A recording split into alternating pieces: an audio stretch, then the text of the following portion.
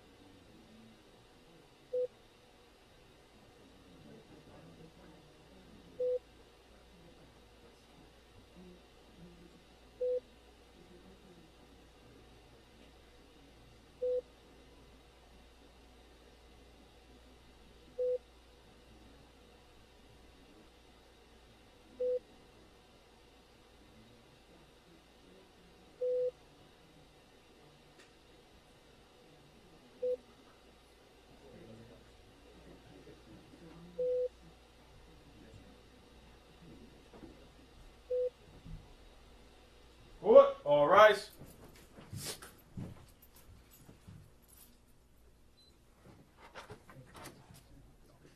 Court stands at brief recess. You may be seated.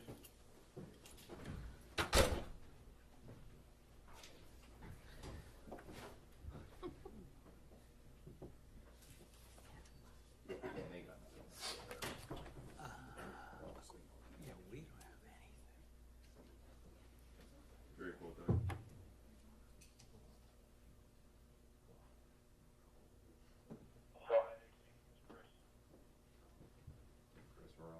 Go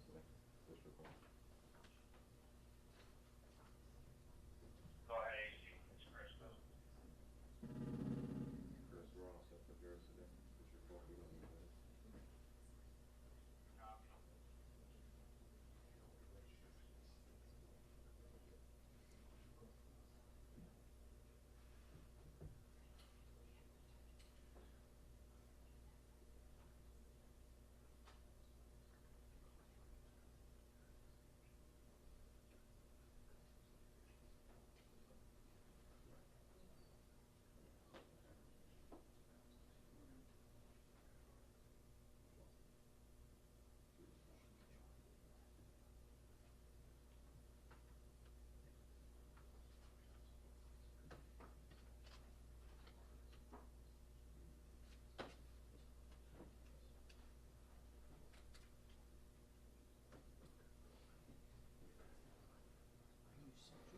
I'm all set.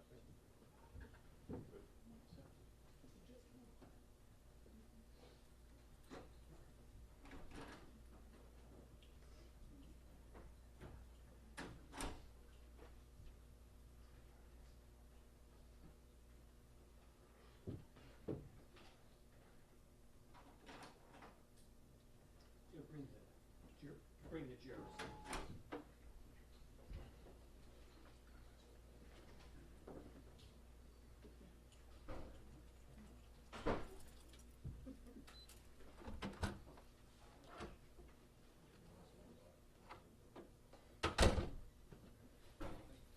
Yep.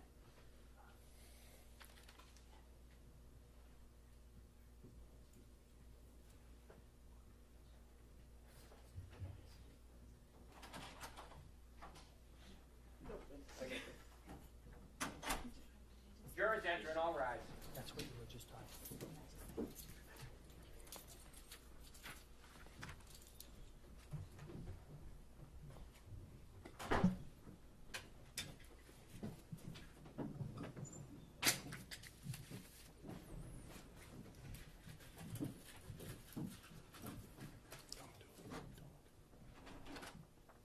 May be seated.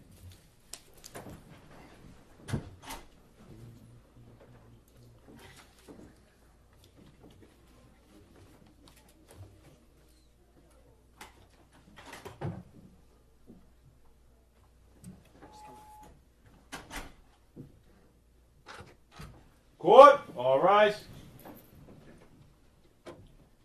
Hey, hey, hey. All persons having anything to do with the Honorable G. Marion Carroll, First Justice of the District Court, now sitting in Dedham, within and for the Commonwealth, draw near, give your attendance, and you shall be heard. God save the Commonwealth of Massachusetts. This honorable court is now in session. You may be seated. All right, good morning, jurors. I hope you had a good evening, and I just want to inquire and see, has any member of the jury had any difficulty following my instructions not to discuss this case with anyone, not to visit any areas that have been mentioned in connection with this matter since yesterday? I see no hands raised and all heads going in the right direction. Thank you. And how about, has any member of the jury read, seen, heard, or overheard anything from any source about any aspect of this case outside of this courtroom since yesterday that has affected or would affect your ability to consider this case in any way as a fair and impartial juror? No. Thank you all very much. All right, with that, I think we're ready to proceed. Commonwealth, is the witness available? Yes, I believe we're in cross. We are.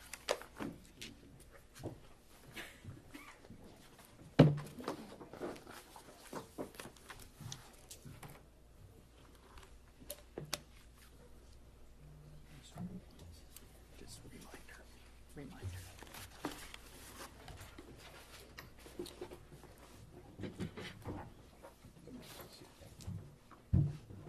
Good morning. Just a reminder that you're still under oath. Okay. And Ms. Adams, again, as of the same as yesterday, if you could do your best to keep your voice up, that is appreciated. Yes. Thank you. May I proceed, Your Honor? Yes, thank you. Thank you. Ms. Adams, on January 1st, 2026, you sent Steph's girlfriend a text message that later appeared on TMZ's website, correct?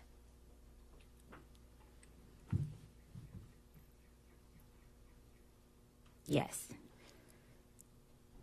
And in that text message, you told Steph's girlfriend that you were so sorry, but you couldn't talk to her, right?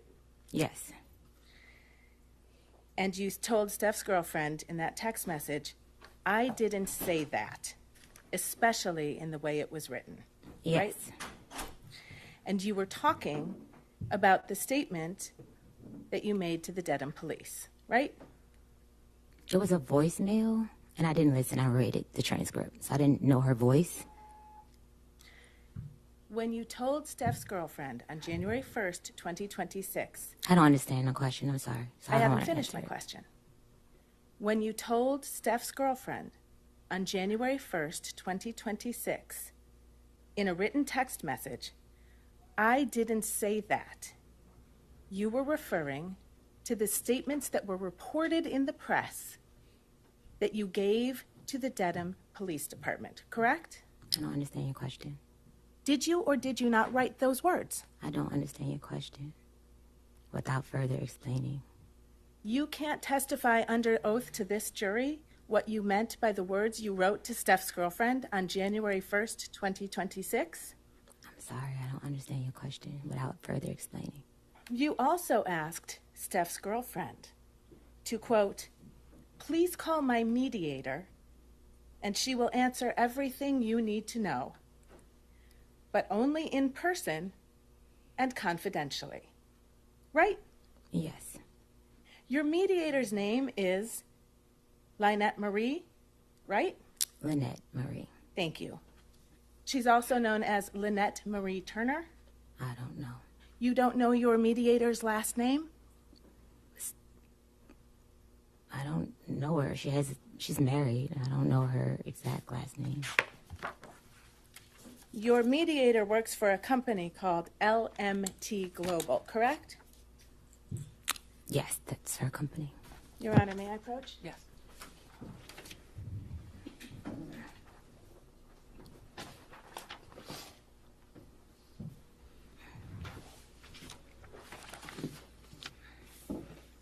I'm showing you a corporate document from the state of Michigan.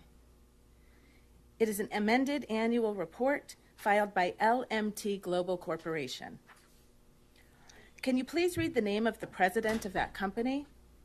Objection, Your Honor.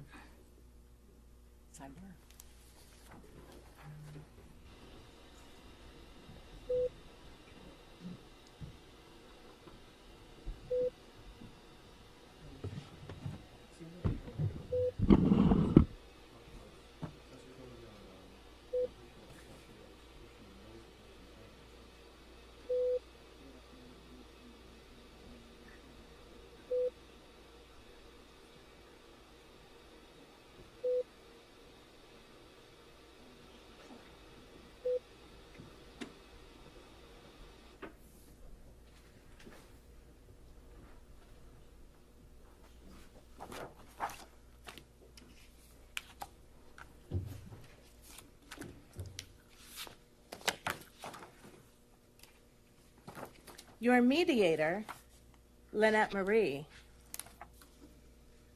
issued a money demand to Stefon Diggs on December 29th, the day the criminal complaint in this case issued, right? I'm not sure of the date. Well, may I approach, Your Honor? Yes.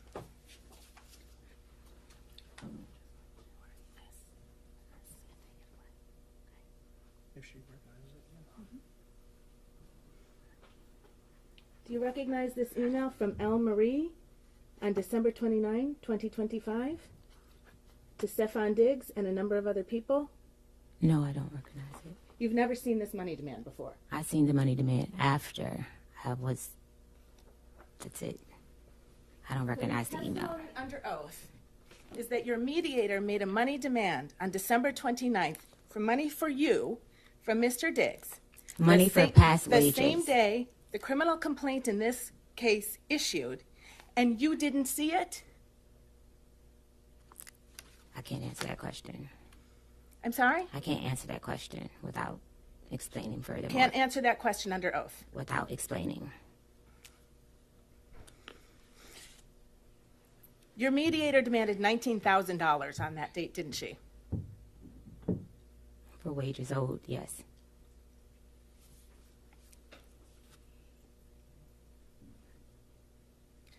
Your Honor, I move to strike that. Overruled. Answer stands. Sorry? Answer stands. Thank you, Your Honor. You've made another money demand in this case, haven't you?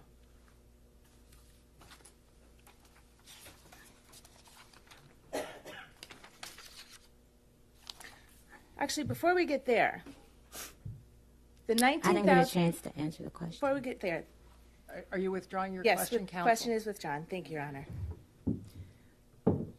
After a money demand for $19,000 was provided to Stefon Diggs, on February 13th, you issued a public statement, didn't you? Yes. And in that public statement, you said, I have never sought money to settle this matter, right?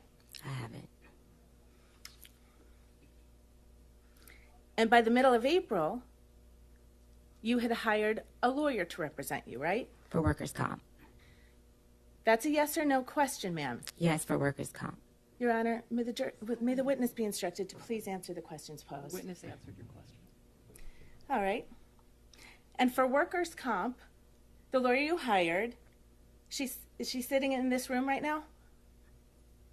Yes. And she helped you prepare for your testimony in this case, right? She came to support me.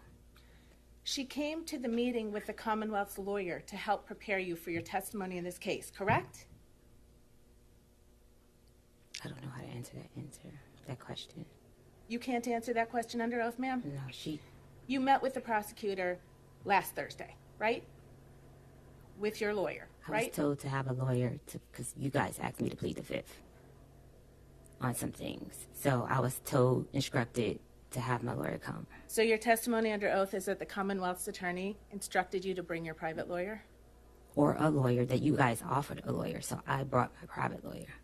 I'm sorry, when you say you guys, do you mean me, defense counsel for Mr. Diggs? Yes.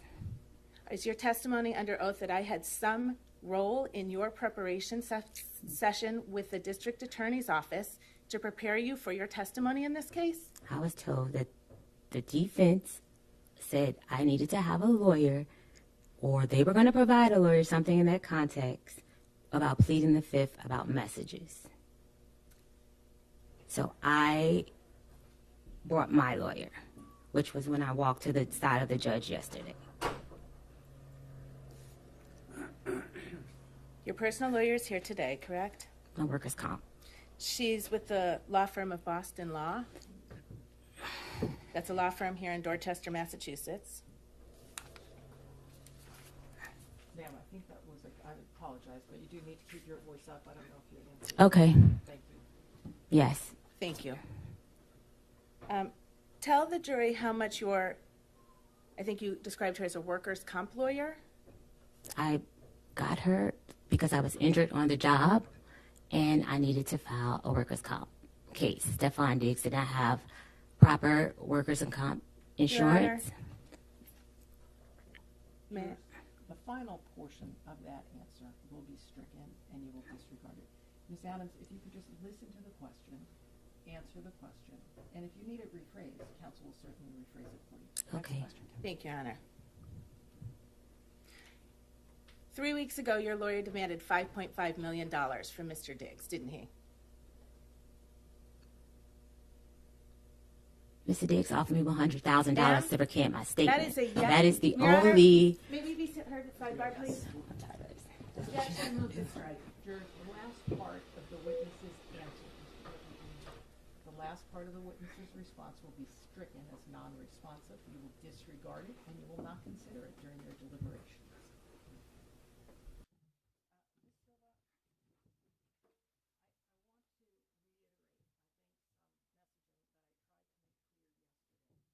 And it's that you're responsible for answering questions that are put to you. If you don't understand a question, you can say that, and I'm sure counsel will rephrase, if you can't hear a question, tell them that as well. But courtrooms function and especially trials, unfold in a question and answer format. This is not an opportunity for you to interject your own narrative and evade responding to questions the court deems appropriate. And if you continue to do so, your entire testimony may be stricken. Am I clear? Yes. The jurors.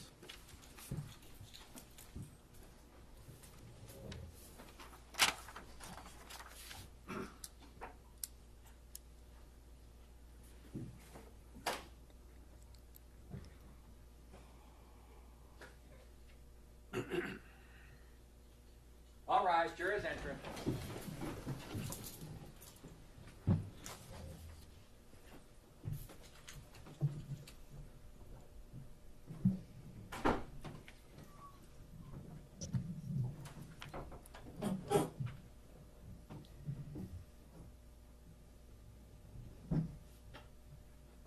May be seated.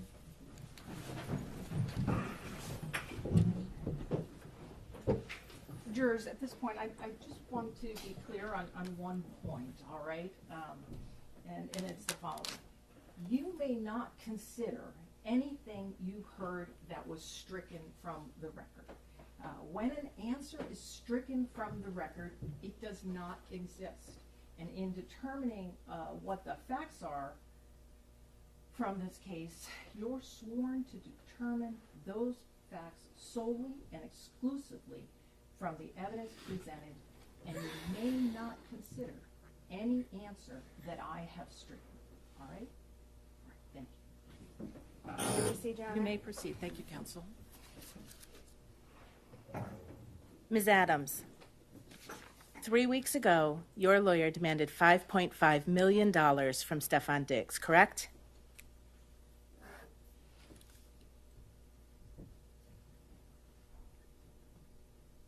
That is client lawyer privilege. I cannot speak on that. You believe that your lawyer's communications to Stefon Diggs are covered by your attorney-client privilege, ma'am? I can't answer that question. I don't know the answer to that question. You know that someone on your behalf has demanded $5.5 million from Stefon Diggs, don't you? I have a workers' comp claim, and Your Honor? I've explored all civil options. Ma'am, I don't understand. are the you question. able I'm sorry. to answer No. that question? No, I'm Counsel, not restate able the to. question, please. You know that someone on your behalf has demanded $5.5 million from Stefon Diggs. Do you know that, Miss Adams? No. I don't know. I'm sorry, I don't know how to answer the question. I don't understand. I have no further questions, Your Honor. Thank you.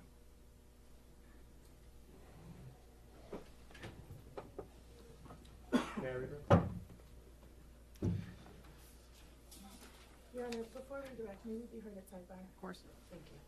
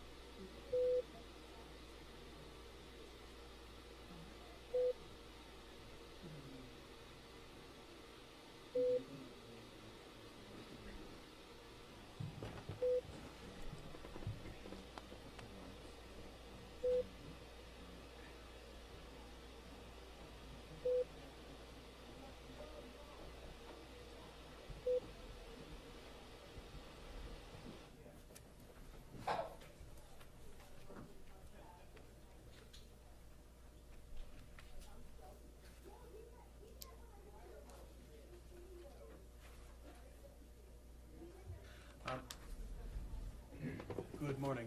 Good morning. Yesterday, defense counsel showed you a form about that you filled out to the police, Yes. and they made a point that you're the hand, but not the forearm and elbow. May I approach?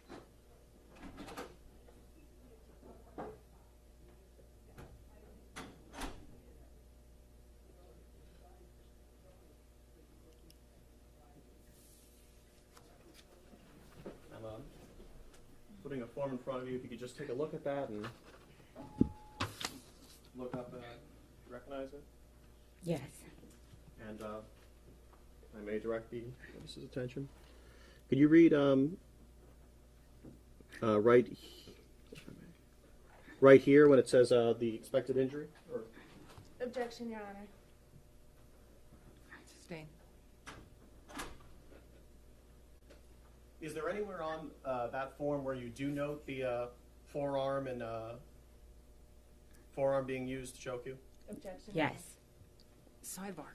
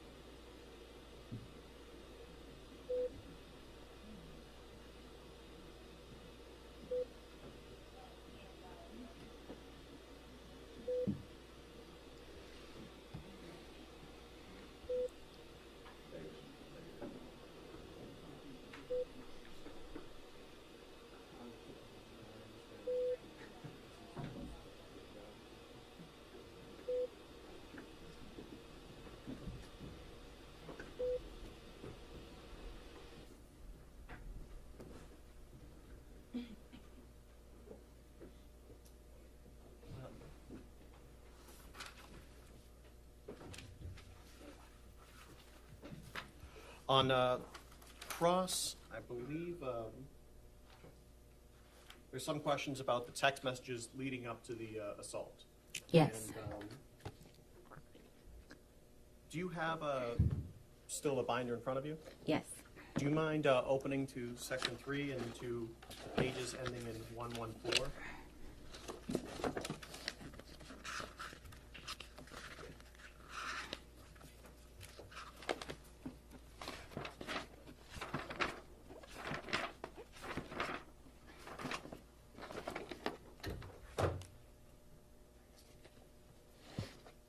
Okay. Would you mind reading the text messages from page 114 to 117? And I'm running that bitch life. The next text message doesn't say anything. I won't be paying you shit.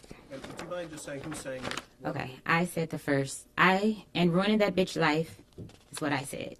Mr. Diggs said, I won't be paying you shit. Fuck, I look like paying you and paying another chef. Is you high, bitch? Who the fuck give you money for your business? Who the fuck gotta give you money for your business? I don't gotta do a motherfucking thing. And you can get whoever you want. You got my address. Tell them to come take the money then. Fuck you talking about. I said bet. Pussy. I said pussy. Show me I'm pussy. Will do. That's all. That's it. In your experience as a personal chef, is it common practice that when chefs get sent away, they get paid for the week that they get sent away? Yes. Objection. Because that's the only job I have. And I know on cross it came out that you made a public statement where you said, "I have never sought money to settle this case." When you said this case, was that referring to the criminal case? Or... Yes. Thank you. No further questions. Very briefly, Your Honor, if I may. Go ahead. That series of text messages that you just read, that was in response to you saying after you were fired by Mr. Diggs, you will be paying me out for the season and the money, I'm sorry, and this is on page 113 of Exhibit 3. You will be paying me out for the season and the money you said you would give me for my business. Wasted my fucking time being here because you got a fucking circus going on, right? Yes. So when he said he wouldn't be paying you, he was referring to your demand that after you leave your employment on December 2nd, he nonetheless continued to pay you $2,000 a week for the rest of the New England Patriots football season while you were not working for him, right? That's not how it goes. You will be paying me out for the season, right? I was a contracted employee. It's a yes or no question, ma'am. I don't know how to answer that question. Sorry. And before you said that, if you turn just one page back to page 112, what Mr. Diggs said to you that you were responding to was, "I'ma leave you be. Thank you for cooking for me for this season. I appreciate you. Hate it even got to this." That's what you were responding to when you told him he would be paying you out for the season, right? No, it's a full context of those messages. Ma'am, was the message that came from Mr. Diggs that preceded your demand that you be paid out for the season, "Thank you for cooking for me this season. I appreciate you. I'ma leave you be." Can you say that again? You can look right down there on page 112. "I'ma leave you be." What was your question? I'm not finished.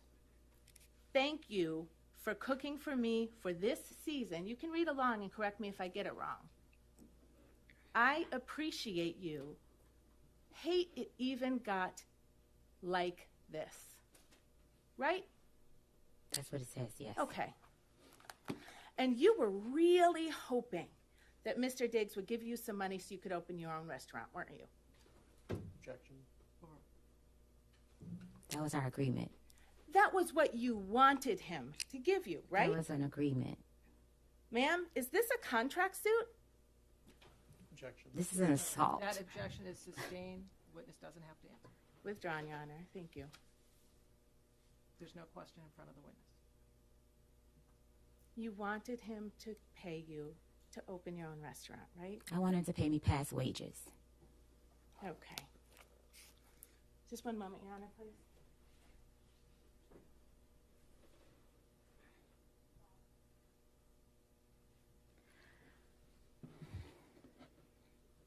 No further questions, Your Honor. Thank you. Anything else? No redirect, Your Honor. All right. Thank you, ma'am. You may step down. Commonwealth calls Kenneth Ellis of the Devon Police.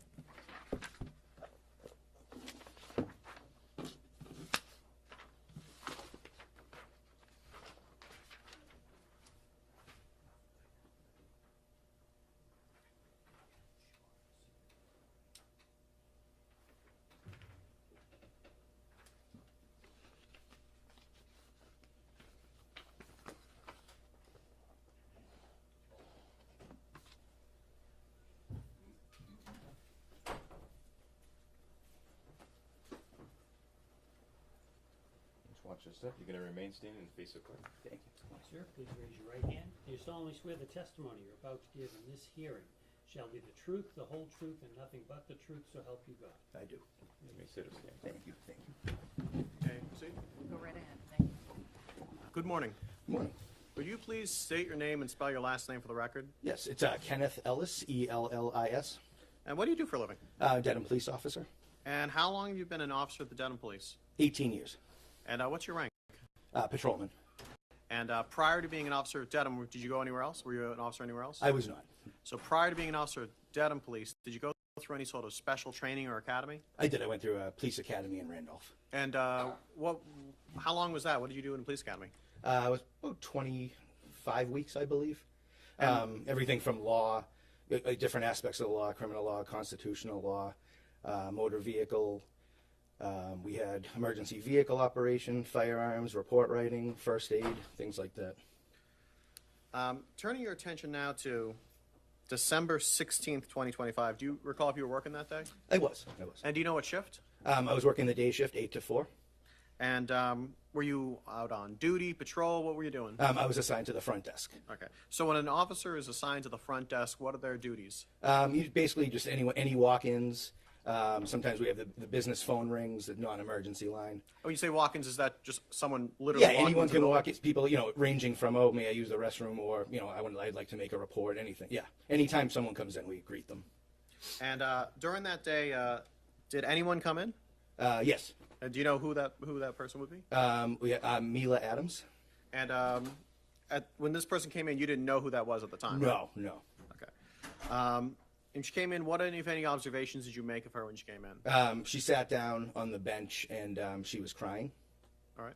And did you approach her, or did you wait for her to approach you? How did that I actually went. Normally, I speak over the phone. There's a phone to talk to the people in the lobby. Like behind glass? Yes. Yeah. It's like almost like a smoked glass. But because of her demeanor, I went out to speak to her in person. And did she want to talk to you at first? No, she did not. And why? She asked if there were any female officers working. And what did you say? I actually went back to the shift commander's office and I checked the scheduling sheets, and it appeared that there was not one until 4 p.m. that day. So what did you do? So I went back and I let her know, and I just told her that, she didn't feel comfortable giving me a statement towards anything, then that's okay. And, if she could come back at 4 o'clock. And then I went back to the desk, I believe, for a bit. And then what happened? Then she called me back over and said she would like to give me a statement. And where did you talk? So right after you enter the lobby area, there's double doors, and then to the right of the double doors, there's kind of like an interview room. So we do fingerprints for like civilian things, gun permits, things like that. And what did you talk about? So she just wanted to give me a statement without mentioning anyone involved. So what do you mean she didn't want to mention anyone involved? Well, she said, I'd like to tell you something. Sustain. Okay.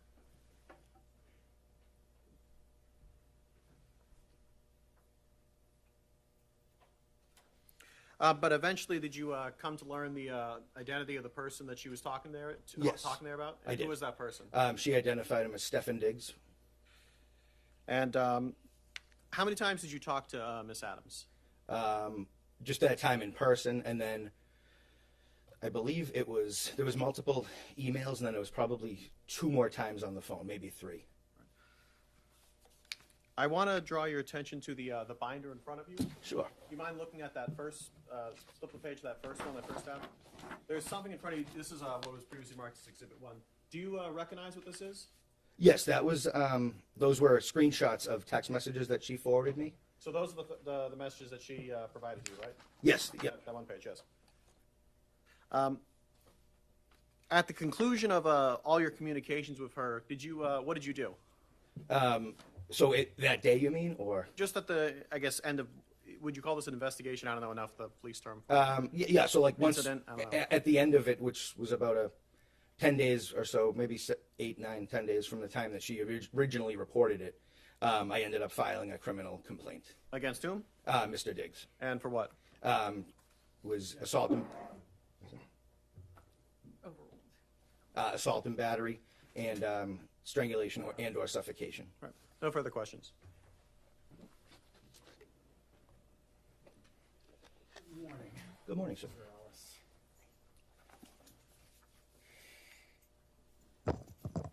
I'm going to start at the end there. Thank you for being here. Sure. You said you've been a Dedham police officer for 18 years? Yes, sir. You just told us a little bit about the investigation, I think is what the DA just described it as. Is that correct? Yeah, I mean, essentially. Yeah, and so that involved what you just said. You took a statement from Miss Adams, you exchanged emails, you got a couple phone calls from her, and then you got a voicemail from her asking you to go to court, correct? Yes, correct. Okay. And then that's what you did. I did contact a phone number of Mr. Diggs twice, left voicemails, and was not able to speak to him. That phone number, you don't know that that's his, correct? You didn't speak to anybody. One of them I did use the TLO service to confirm his name. It was a 240 exchange. So I just want to be sure here, Officer Ellis. You called the phone number, correct? Yes. You didn't speak to anybody? No, I did not. You spoke on the phone to Miss Adams, correct? You spoke in person with Miss Adams on the 16th, right? I believe it was the 16th, yes. Right. You didn't speak to any other people, correct? No. That's the only human being you spoke to. No, there was another attorney I spoke to, but I don't believe from your firm. Okay, so some other attorney. Yes. All right. You didn't get any photographs, right? No, there was none presented. And there was none to take, right? Not for me, no. Absolutely. Right, because when Miss Adams walked in and you observed her, Yep. you didn't see anything on her body that said, I should document that. I did not, no. And your job is to document what's important, right? Correct. And that's where you write a police report. Yes. And so about December 16th, you did write a police report, correct? I did, sir. And that was documenting the conversation that you had with Miss Adams, right? Yes. And you said you've been a police officer for 18 years. I imagine you've written a lot of police reports. I would say so. Okay. And you've spoken to a lot of folks, correct? Yes. And you know that you write that report to record all of the important information that Yes. that person has, Yes. right? To document it. Correct. And that's what you did in this case, right? To the best of my ability, yes. Yes. And so when you spoke to her on December 16th, Miss Adams told you that there was a dispute over text message with Mr. Diggs, correct? Yes, the initial disagreement, I suppose. Yeah, and started that the over disagreement text messages. was about money, That's- right? that's what I That's was what told. she said. Yes. She said they were arguing about money over text messages, Correct. right? Correct. And then he came into her room and this thing happened, correct? That's what she told me. Yep. Okay. And then after that, she left her position, right? That's what. Yeah, she said. Yep. Meaning her job. Correct. And then she told you she did go back to the house on December 9th to get her things, to get her belongings, correct? Is that right? That is correct. Okay. And then the next thing she told you was that she, in that interim period, after she left her position, she went to New York City on December 2nd to be with friends, correct? Yes. And when she said that, those were her friends, right? That's what I believed. Right. You didn't think she was going to go see somebody else's friends, No, correct? no. Yes. And it'd be important to you to know if those were Stefon Diggs' friends, right? I suppose. That'd be important to your investigation, Yeah. wouldn't it be? Yeah. Okay. And so another thing that was important, I think you already talked about, that was Exhibit 1. You got that right in front of you, correct? Yes, sir. All right. And so Miss Adams had said there was an argument over text about money that ended in a physical altercation, correct? Correct. And you asked her for the text messages, right? I believe she offered them. I believe. Okay. Yeah, but yes. And you took them because Yes. accepting the text messages that led to physical altercation would be important, right? Correct. You want to have that. Right. You want to document that. Right. All right, and so that's what that is. You received those from Miss Adams by email, correct? Yes, I did. And then you documented them, you saved them, and they're sitting right there in front of you right now for trial, correct? Correct. All right. And looking at those text messages, if somebody deleted messages from that before they ever sent it to you, that would be important for you to know, wouldn't it? Yes, it would. If those weren't complete. Correct. It would, You would want to know that. I'd want the whole picture. Correct. Yeah. Okay. If I may have one moment, Your Honor.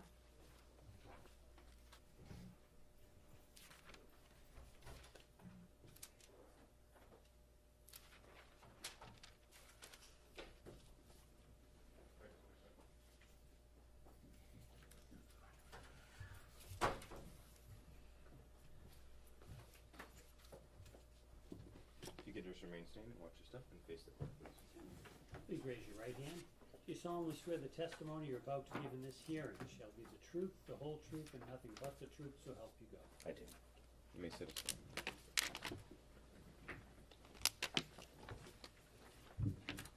If I may proceed, Your Honor. Morning, sir. Good morning. Could you please state your name for the record and spell your last name for the jury? Yes, my name is Michael Perry, last name Perry. What do you do for a living, sir? I do digital forensics for a company called Level Blue. Okay. And how long have you worked for that company in that role? Essentially 15 years through a number of acquisitions. Level Blue recently acquired Strauss Friedberg, who I worked for a number of years. All right. So you've been in your position for a number of years, essentially with the same company. The name has changed at the top of the header. Is that fair to say? That is. All right. Prior to that, what kind of experience did you have? Your Honor, Commonwealth would stipulate that this witness's credentials. All right, thank you. I'll I'm leave gonna it to your discretion. Move along, thank you. So just quickly, prior, what was your experience to working for the company that ended up becoming Level Blue? I worked for Strauss Friedberg. Prior to that, Aon. Then Aon acquired Strauss Friedberg. Strauss Friedberg acquired Elysium Digital. So that was kind of the progression. But I held the same position. Okay. And before that, did you work as an investigator of any kind? I did. I worked for the Plymouth County Sheriff's Department as a digital evidence analyst. How long did you do that? It was about 5 years. Okay. So my math is correct, you've been analyzing digital evidence for about 20 years then? That's right.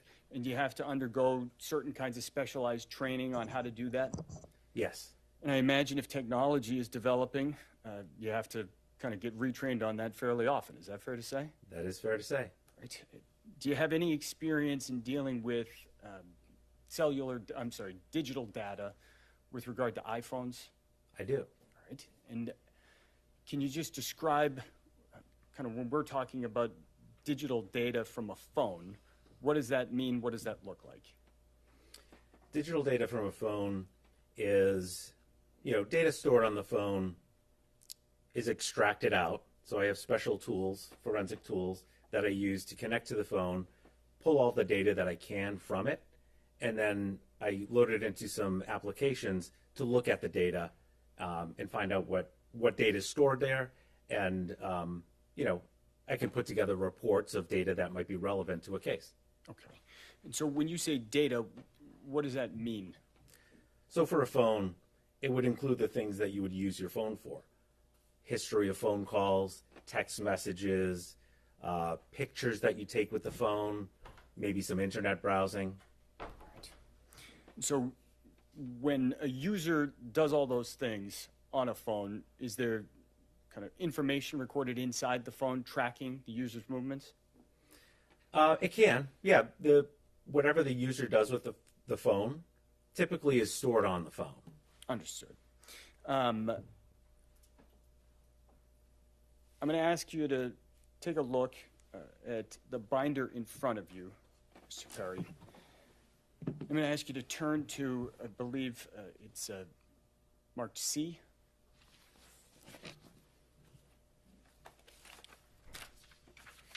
Okay. You see that front page there, it looks like it says Celebrate at the top right corner, is that correct? That's correct. All right. What are we looking at there in Exhibit 3? This is the first page of a report that I put together after preserving one of two of Mr. Diggs's phones. So this is the first page of one of those reports. All right. And so the report you're talking about, fair to say that's a number of pages there in Exhibit 3, correct? It is. All right. And that contains data from the phone that you just mentioned from December 2nd. Is that fair to say? That's correct. I'm going to ask that you turn the page in Exhibit 3 to, there's a little number on the bottom right corner that says 113 on the right. It ends 113, I should say.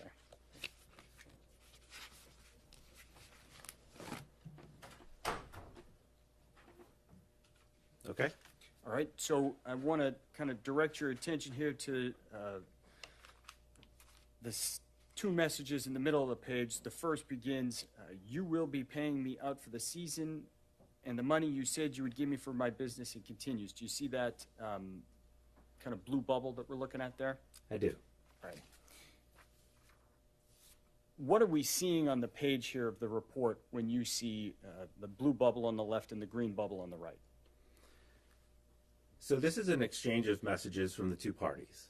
And you might think like, oh, I know blue bubbles and green bubbles. That's familiar. Like blue bubble is an Apple iPhone and a green might be an Android. But in this case, it's just to distinguish between the two parties. So the color doesn't really mean much here in that both parties had iPhones. So these are all just iMessages. But the report is in conversation view. So it's meant to look like you're looking at a phone. And so, the owner of the phone, Mr. Diggs, is the messages on the right in green, and on the left, they're messages from Miss Adams and they're in blue. Okay. And fair to say, in terms of Mr. Diggs and Miss Adams specifically, that those are, you don't know Miss Adams, correct? I do not. You're just going off of the contact information in the phone and the cellular phone number on the page? That's correct. Please turn to the next page, ending 114.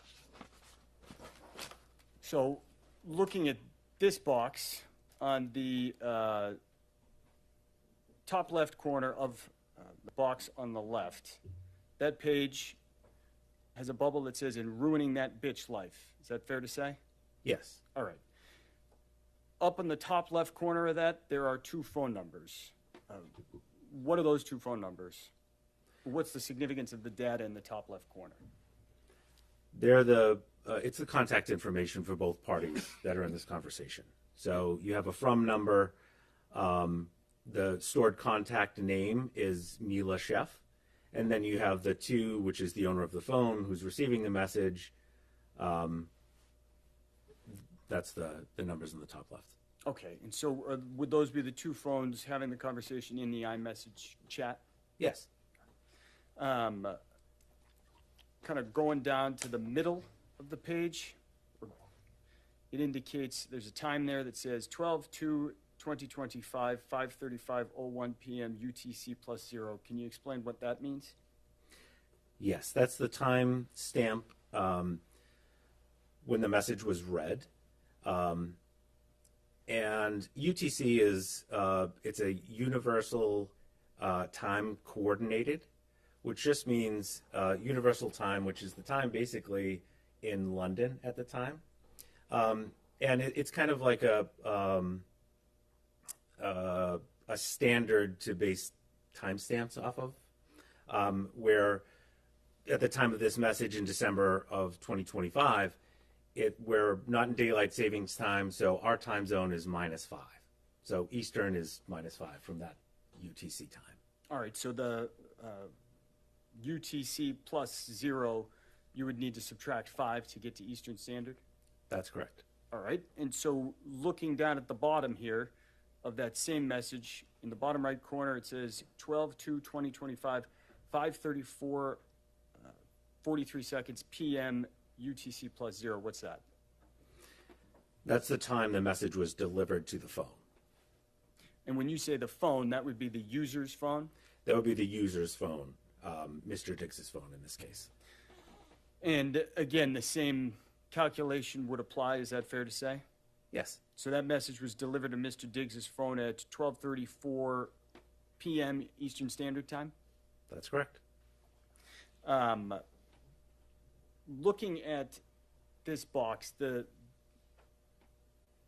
kind of corner, the bottom right corner we just talked about, you said that's when it was delivered to the phone, the user's phone.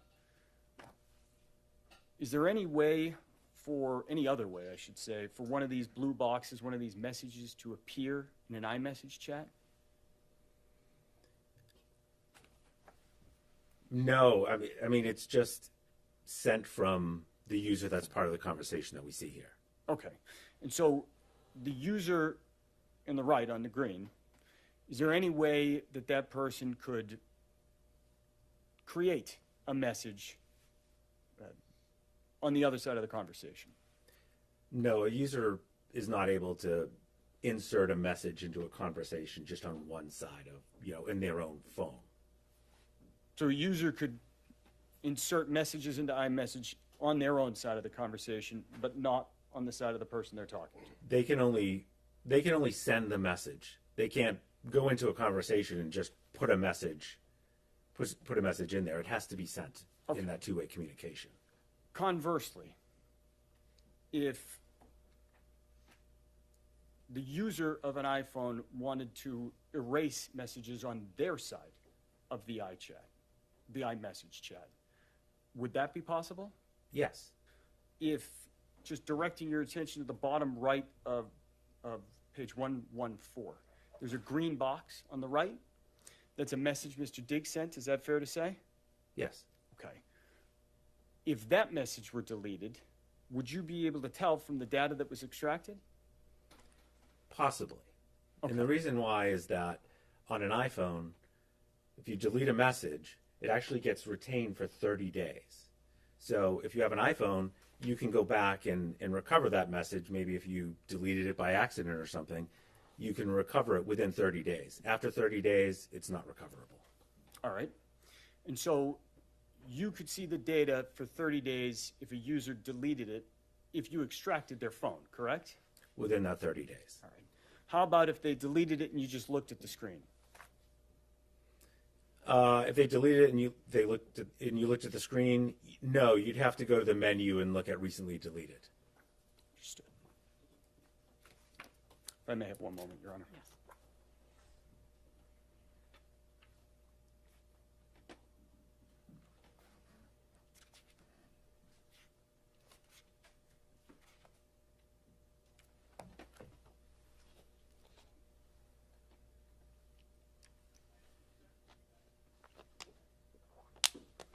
Just a few more questions, Judge. Apologies.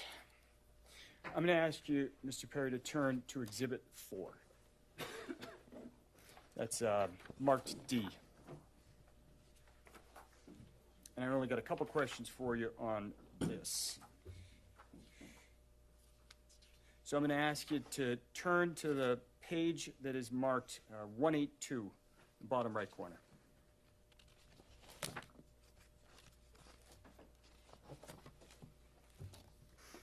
Okay.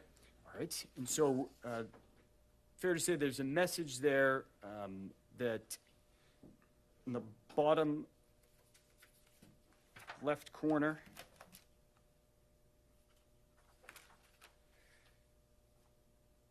says, reacted to, all good. You know, I try not to make things bigger than what they are.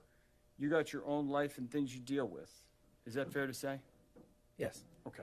So going to the time in the bottom right corner of that message, it says 12/11/2025, 8:37, 21 seconds a.m. UTC -5. Can you explain what that means time-wise? Yes. So this is UTC -5, which means it's Eastern time because it's in December, so it's Eastern time zone. And what that means is, for this report, after I preserve the phone, I load it into the application, my forensic application, and it parses the data that I extracted from the phone, and it recognizes that it looks like this phone is in Eastern time zone. Would you like me to translate the timestamps into that? And for this one, I hit yes, and so it's giving us a timestamp that's translated to Eastern time where the phone was used. The other report, I must have hit no for that, and it was just UTC. Okay. And so Exhibit 3, there is no conversion in the actual report. In Exhibit 4, there is for the time. Is that correct? That's correct. I don't have any other questions. Thank you, Your Honor. Commonwealth, any questions? Good morning. Good morning. For the Exhibit 3, this extraction, when did you perform this extraction? This extraction was April 13th, I believe it was. And Exhibit 4, when did you perform that extraction? I believe that was the next day. So is that, these text messages were sent in December? December 2025. So the extraction report you did in April was beyond the 30 days, right? That's correct. So if someone had deleted messages from this, you wouldn't be able to tell? Not from looking at this phone, no. All right. Nothing further. Anything further? No. Thank you, sir. You may sit down. Thank you, Your Honor.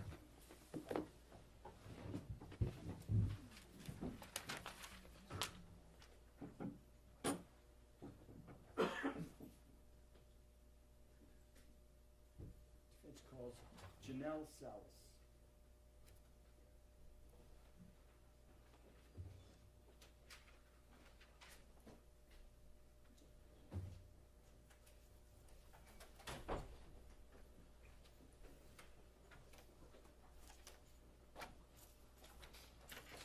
Watch your step. You're going to remain standing, face up.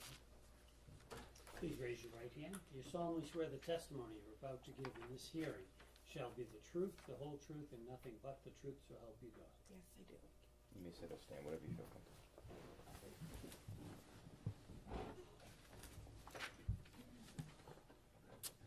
Morning, ma'am. Good morning. Could you please state your name for the record and spell your last name? Janelle Salas, S-A-L-E-S. Where are you from? Maryland. What do you do for a living, Miss Salas? I am the chief of staff to Mr. Diggs. When you say Mr. Diggs, is that Stefon Diggs? Correct. How long have you been Mr. Diggs' chief of staff? Since July 2023. What are your responsibilities? What do you do day to day as his chief of staff? I manage all the moving parts. It also varies between during the season or off season.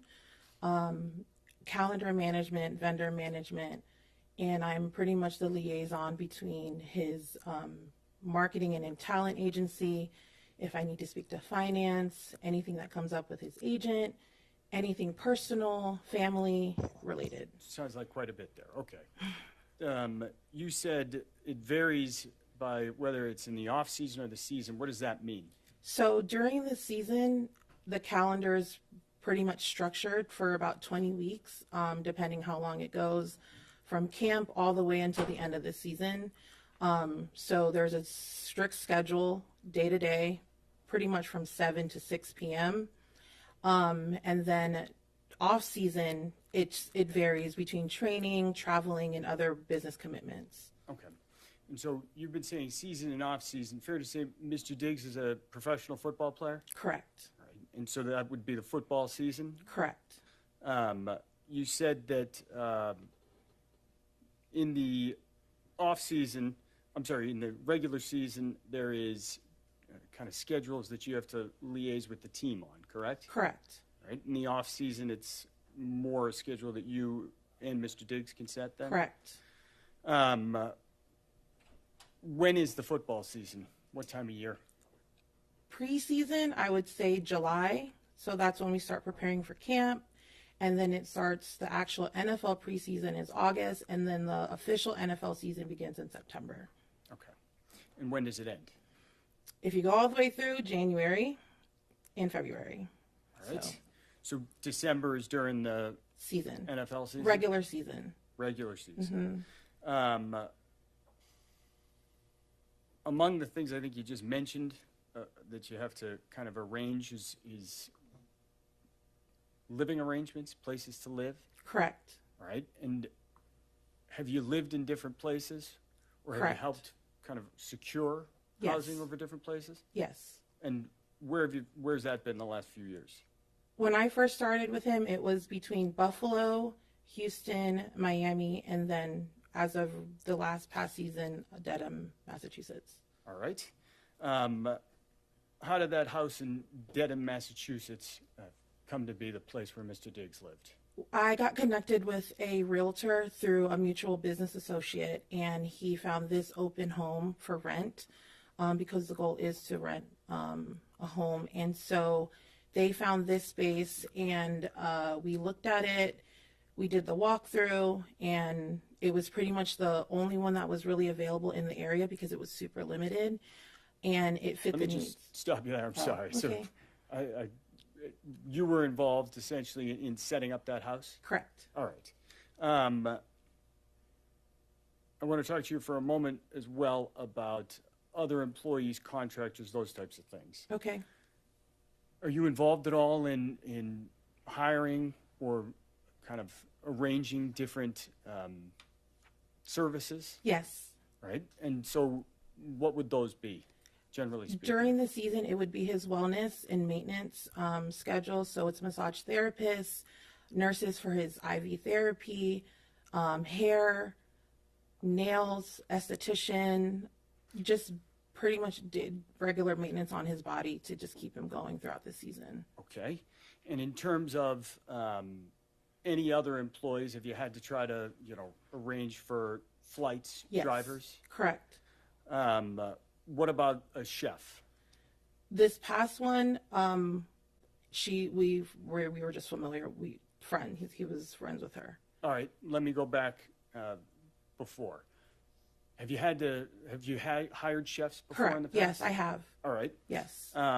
In terms of just kind of the process of hiring drivers, chefs, masseuses, anybody else, is there a normal process for engaging someone for their services? We vet them out. I typically have I ask someone that was already a trusted resource, and I vet them out through them. We get paperwork. We come to agreements to terms. Sometimes they have a contract. Sometimes they don't. Sometimes they have an NDA. Sometimes they don't. It really is dependent on the relationship, and also, especially if they're new, they get the full-on package, basically. NDA, All the paperwork you just W-9, described. correct. Okay. So you mentioned you didn't have paperwork for the most recent chef. Is that fair to say? Correct. And what's that person's name? Mila Do you know Mila's last name? Adams, All right. When did Mila Adams start working as the chef? July of 2025.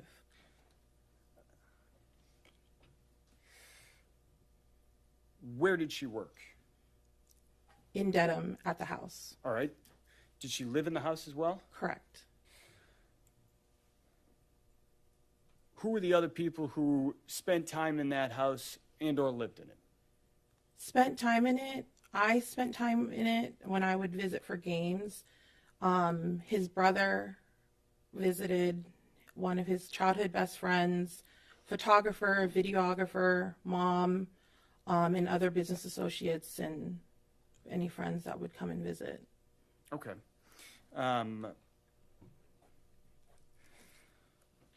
Were there kind of permanent or assigned bedrooms in that house? There was a general understanding of whose room, who stayed in which room, and pretty much if you got there, it's like first come, first serve. So there was only just 2 assigned rooms. All right. Did Mr. Diggs have an assigned room? Correct, he did. And where was that house? It was the main primary bedroom. When you walk upstairs, there's the first immediate bedroom. There's a landing and a laundry room, and it's the first immediate bedroom to your right.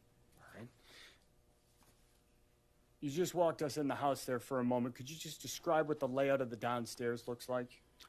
So generally, there's a big grand foyer. When you walk into the house from the front door, there's a formal living room. To the right, there is a office to the left. When you walk up, it's about 2 steps, and you go up, there's a formal dining room on the right. And then you walk up, it's an open concept, so it's an open living room and an open kitchen to the front of you. To the left of that is the stairs going upstairs to the 4 bedrooms. And then there's a stairs that go downstairs, right underneath the stairs that go up to 2 bedrooms in the basement. Okay. Did Miss Adams have a room in that house? She did. Where was that?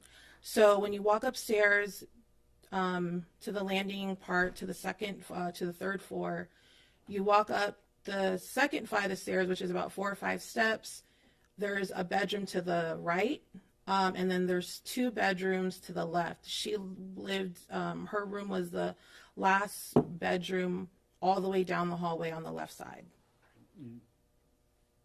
I think you just described that this was an open set. Yes, it's open.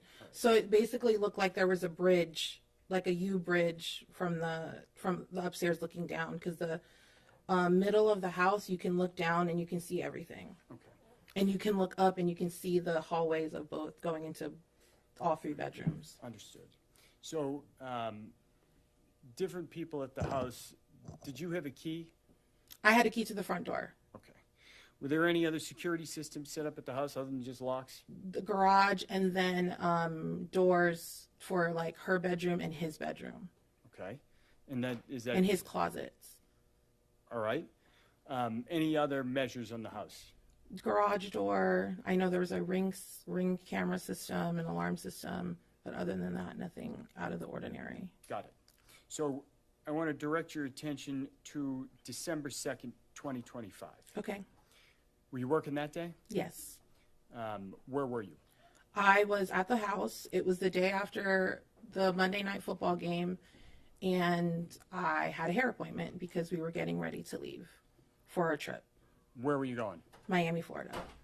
Who was going to Miami, Florida? Miami trip consisted of Mr. Diggs, myself, his brother, his childhood best friend, and another close friend of his. Who had made the arrangements to get that group of people to Miami? Me. When did you start making those arrangements? The week prior, once we figured out the logistics. I typically try to do things a few days prior just because of the requirements that some of the travel vendors need from us, and because it's such a busy week. So I try to book as soon as possible. All right. What was going on in Miami? He had Art Basel, which is a art festival, art fair, and he was showcasing he was debuting his furniture line. Right, so Mr. Diggs has a furniture line? Correct. That week, was he not working? Was he missing a game? What was happening? So Monday night, he had the Monday night football game, and it was going into his bye week. What's a bye week? Bye week is pretty much the 1 week that the NFL gives to players where they're pretty much off. They just have to report back on the scheduled day that it's typically like 4 or 5 days off, no meetings. They can go on vacation. They come back that Monday. All right. Regular scheduled programming. And the plan was to go to the Art Basel, is what it was Correct. called? Correct, yes. In Miami during the bye week? Yes. Anything else going on in Miami? We were also celebrating his birthday, What day is his birthday? November 29th. Right. So his birthday had already come and gone, correct? Yes. All right. And was there a birthday party that week? There were at his house or in Miami? In Miami, I mean. In Miami, correct, there was. You mentioned that there was a game the night before. What time's a Monday night game start, if you know? 8 o'clock. 8 o'clock p.m.? So you know when it ends? Probably midnight, and we probably didn't get out of there until like 2 a.m., Got it. maybe 1 a.m., 2 a.m. So that morning you said you were getting a hair appointment? Mm-hmm. Where was that? It was at the Dry Bar in Chestnut Hill, and my appointment was at 10 a.m. How did you get there? I drove. Do you have a car? No, Whose car did you drive? I drove Mr. Diggs' car. Got it. And how long did that take you to get to the hair appointment, if you remember? About 30, 35 minutes because of traffic and the weather. You mentioned that there was a Ring video system. Mm-hmm. I'm going to ask you to take a look at a video that is on Exhibit 11.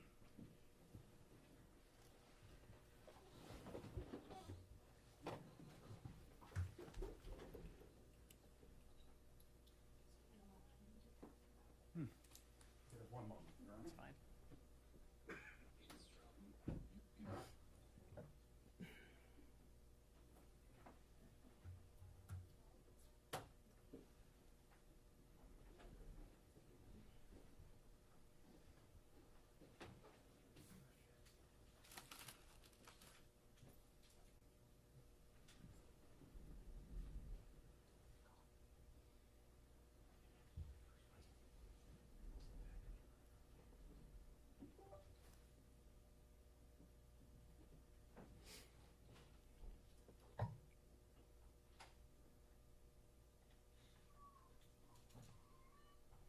counsel, do you need a minute? Because I can take the morning recess now if that's helpful.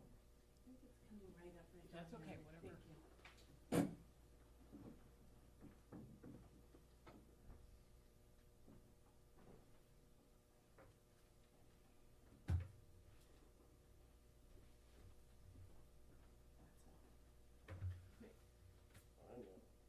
All right, let's do this. Let's give you a second and everyone, oh, wait, here we go. Here we go.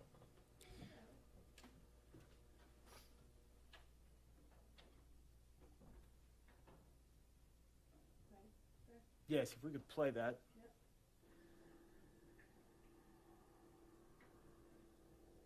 And for the record, that's a video ending in the number 602. Do you recognize what we just saw there? Yes, that's Mr. Diggs Maybach. Okay. And what's happening that He left for work.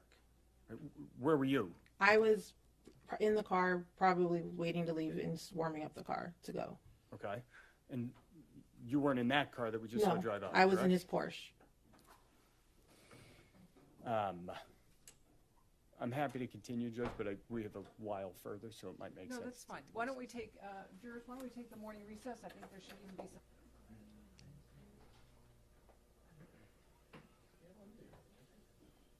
Jurors enter and all rise.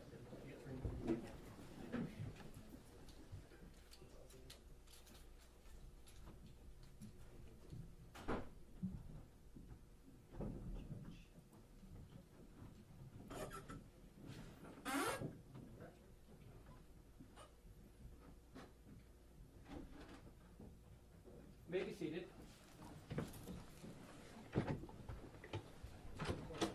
Court, all rise.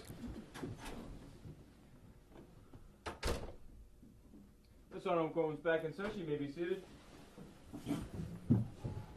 I may resume, Your Honor? Yes. Thank you.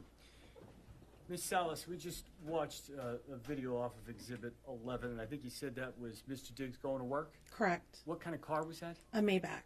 Okay. You said you were in a Porsche warming the car up? Correct. I'm going to ask you to, first I'm going to ask Ms. Silva to play a video there ending in 610. I'm going to ask you to watch that, Ms. Salas.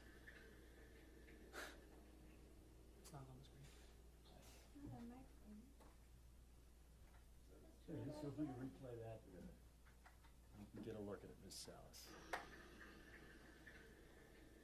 If we could pause it right there real quick. All right, so do you recognize what that video depicts? Yes. What's that? It's the Porsche leaving the house. Who's driving Me. that? That's you leaving the house? Yes. All right. And if I could direct your attention here, the time on the exhibit is 9:26 Eastern Standard Time on December 2nd, 2025. Correct. Does that sound about right for when you left the house that morning? Yes. Because my appointment was at 10 a.m. Okay. So looking at that image, can you tell us, kind of just orient us on what we're looking at there? The car, so that's the front of the house, and there's a long driveway that goes towards the back of the house to a 3-car garage and a driveway where you can probably fit maybe 2 or 3 more cars in the actual plot in front of the garage. All right. Is there a way to enter the house through the garage? Yes, there's an entry door going straight into the grand foyer of the house. There's the basement entry, stairwell, a powder room on the right, the entry stairwell to the basement to the left, and when you walk straight, there's the grand foyer. In front of you is the dining room, and then the formal living room, and then to the left is the living room and the kitchen. Okay. And the stairwell going up to the 3rd floor. Going upstairs. Yes. All right. And so did you go through the garage to drive that Porsche out that morning? Yes. Do you remember getting back to the house? Yes. Do you remember what time that was? It was in the afternoon after I had ran my errands from my hair appointment. Okay. What I would ask is if Miss Silva could play a video with the last 3 numbers, 637, off of that same exhibit, Exhibit 11.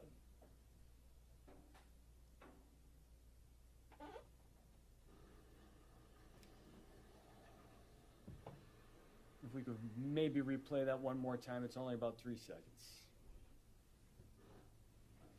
All right, so do you recognize what that depicts? Yes, it's the car returning home. And is that you driving the car? Yes. Right. And the timestamp on that indicates it's 12:59:59 Eastern Standard Time. So it's just about 1 p.m. Is that consistent with your recollection of when you got home? Yes.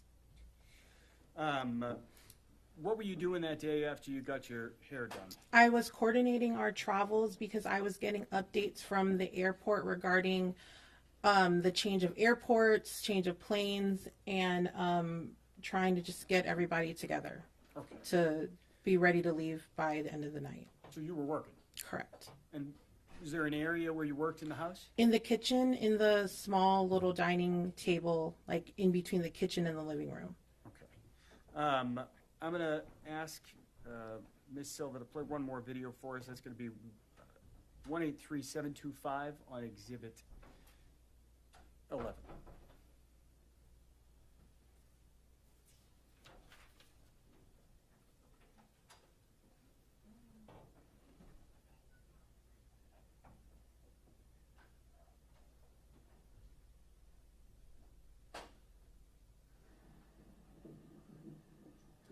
If we could try to replay that one more time as well.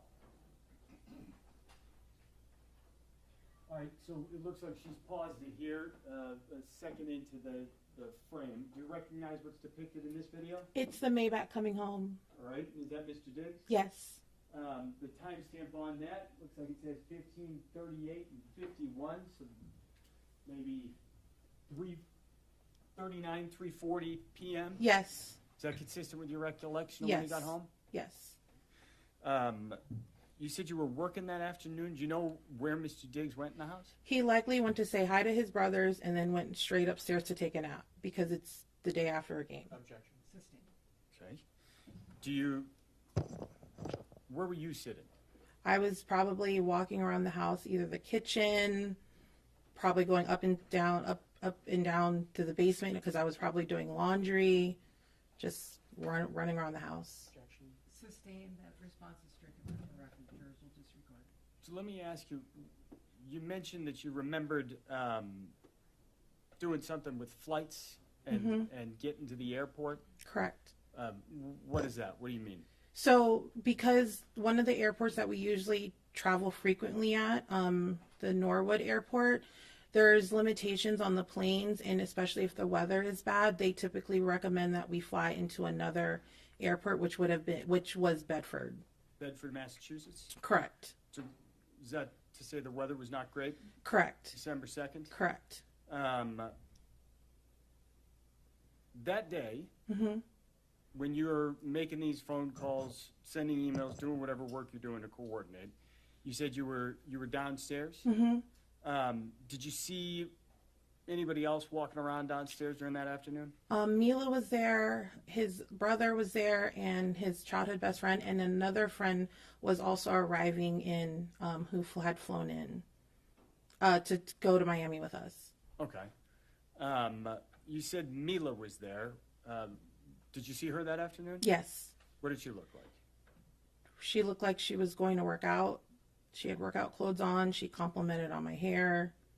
Just regular, just walking around the kitchen, probably around the house.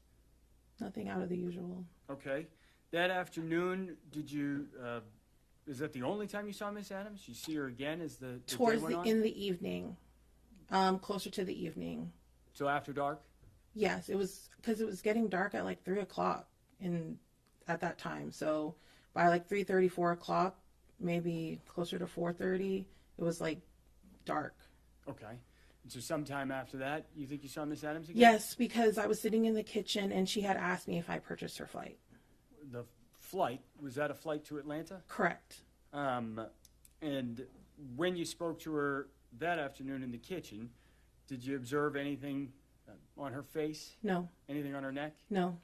Did you see any redness or swelling? No. Was she crying at all? No. What was she doing? She was walking around looking for a piece of a paper and a pen to write a card, write a note to him for his birthday gift.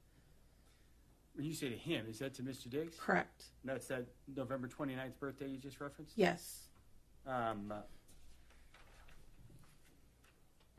that afternoon, was there anything on Mr. Diggs' schedule? He had ozone therapy and massage. So is that a nurse who comes and does fluids? Yes. And a massage, you said? He has a massage therapist. What time were those appointments? I believe I told them both to come at 5. Do you remember if those individuals actually appeared at the house? Yes, Did they? I believe so.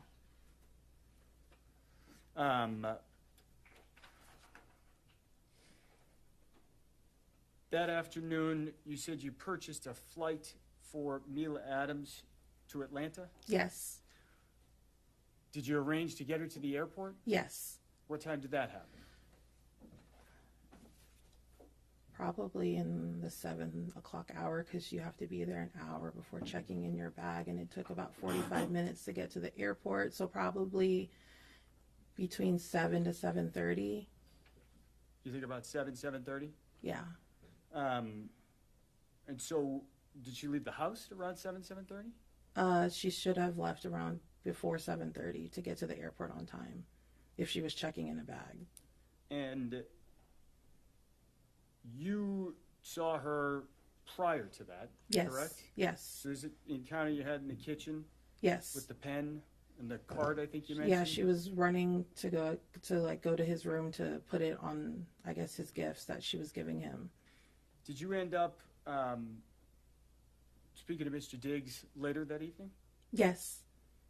And did you see any of those, the card or the presents that you Yes, there were 2 boxes on his bed from Chanel. One he had opened up and he put on after his massage, and we were getting ready to leave. I told him, we got to pack, we got to go, we got to make this flight. He put the beanie on. There was another box that was unopened, and then there was a green Post-it with whatever note she had on it telling for his birthday. All right. Prior to,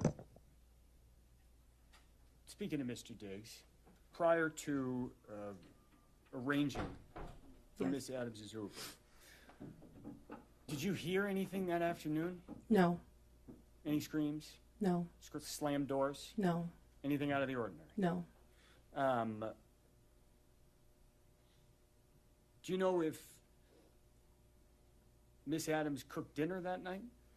It was like a hot dog. It was like and there was like mustard on it, but it was like left on the counter and it was like dried up. And then in the room, it was like dried up. So there was like 2 that were made. Let me back you up on that. Do you know if she did cook dinner that night? She did. Where did she do that? In the kitchen. And what time did you see that? I just remember the food being like prepared Okay. already. And you mentioned it was a hot dog or something like Yeah, that? it was like a hot dog, or like, you know, like Auntie Anne's when they have like the pretzel dogs. It kind of looked like that, but it just looked dried up. Okay.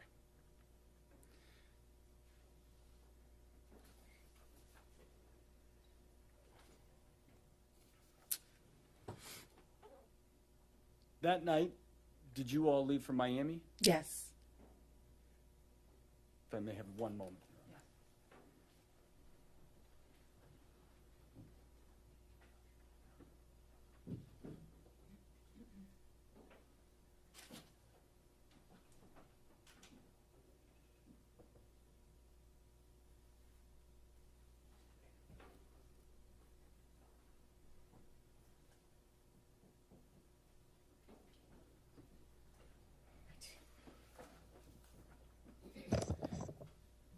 I just want to recap on one issue.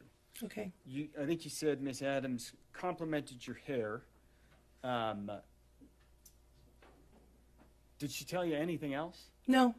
She was like, "Oh, your hair's getting long and it looks good." I was like, "Thank you." Okay. Did she tell you she was assaulted, No. strangled? No. You're the chief of staff? Correct.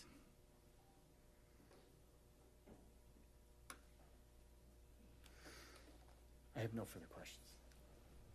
I'm over here to apply. Thank you. Good morning. And is it Sunny? Yes, that's my nickname. And that's is that SUNNYNIE? Is it? SUNNY and then SUNNI. Okay, so both ways. Yes. Okay. So, right now you are the chief of staff. Is that right? Correct. And how long have you been Mr. Diggs' chief of staff? Since July 2023. And prior to that, what was your position? I manage his household, but it was part-time Where? in how long- Maryland. And how long did you do that? September 2022 up until July 2023. And prior to working for Mr. Diggs, what did you do? I have been an independent consultant. I have been a project manager, event producer, and I consulted for companies for almost at that time, since 2017. And right now, how much do you get paid by Mr. Diggs? I would say between 90 to 100,000 a year. And when you were, what was the term of the previous job? The house manager? Yes. Oh, how much did you get paid when you did that? I was on retainer for $5,000 a month. And you mentioned you went to Art Basel? Correct. And how long was that? That was from, we got there Tuesday evening up until the events were all the way through the weekend that Sunday. And what kind of events were there? There was a showcase of his furniture line, his birthday party, just, showcasing his new furniture line. But, and you went to these events? Yes. Did you have to pay for any of these events? No. Like physically? Like my own money? Yeah. No. And did you have food there? Yes. Did you have to pay for your food? Not with my own money. So. With my company card. Okay. So, yes. Thank you. You mentioned driving one of his cars. What car was that? It was his Porsche. Is it a nice car? Yes. How often do you drive that one? If I need to go run errands, if I need to do something, I will use the car as an insured driver. And when you say run errands, is that personal errands or errands for Mr. Diggs? Both. Okay. How often do you go on trips with the staff? As needed, specifically for business trips, more so. Okay. On December 2nd, you were at least at some point in the house, right? Correct. And you saw Ms. Adams? Yes. So she was there in the house? Yes. And you saw Mr. Diggs? Yes. So he was there in the house? Yes. Did you, was there any time that day where were you following Mr. Diggs the whole time? No. Were you following Ms. Adams the whole time? No. So there a time when both of them were outside of your range of being able to see and yes. hear? Have you been to Ms. Adams' room before? Not all the way inside, but I knew which room she was in. So you had not been inside that room before? Not when she occupied it, but when we did the walkthrough, I was. Okay, so when you were first looking at the house? Yes. But that day you were not in that room? No. Okay, so whatever could have happened in that room, you were unaware of anything that could have happened in that room? Correct. Your Honor. Sustained in that form.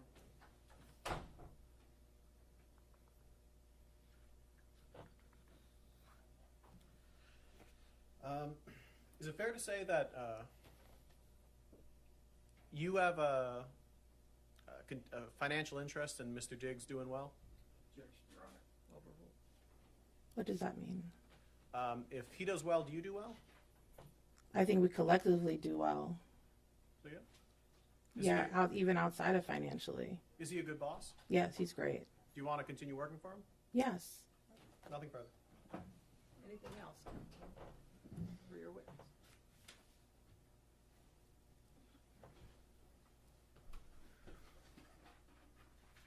I just have one question for you. Yes. You mentioned that you got to drive the Porsche. Yes. All right. Would you lie under oath to get to drive the Porsche and work for Mr. Diggs? What does that mean? It's part of lying under oath, your job. What? I'm sorry. Can you? Is your job to lie, or would you be truthful? I'll be truthful. Okay. Who else got to drive that car? Mila, and anyone around the house, if they needed to use the car, they would drive it. Did you see Mila drive that car? I've seen her drive the car before. I don't have any other questions. Anything else for this witness comment? When you say just other people around the house, about how many people does Mr. Diggs have working for him? Employed, one. So then otherwise, they're all just contract, or? Correct. Do you know about how many? Depending on the job, as needed. Okay, do you know Objection, Your Honor. We're now outside the scope of the redirect. just in December, do you know? I couldn't give that to you on the top of my head. Nothing further.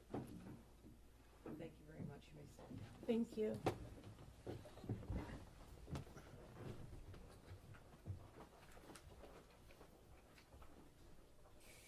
Defense calls Juliana Stratati.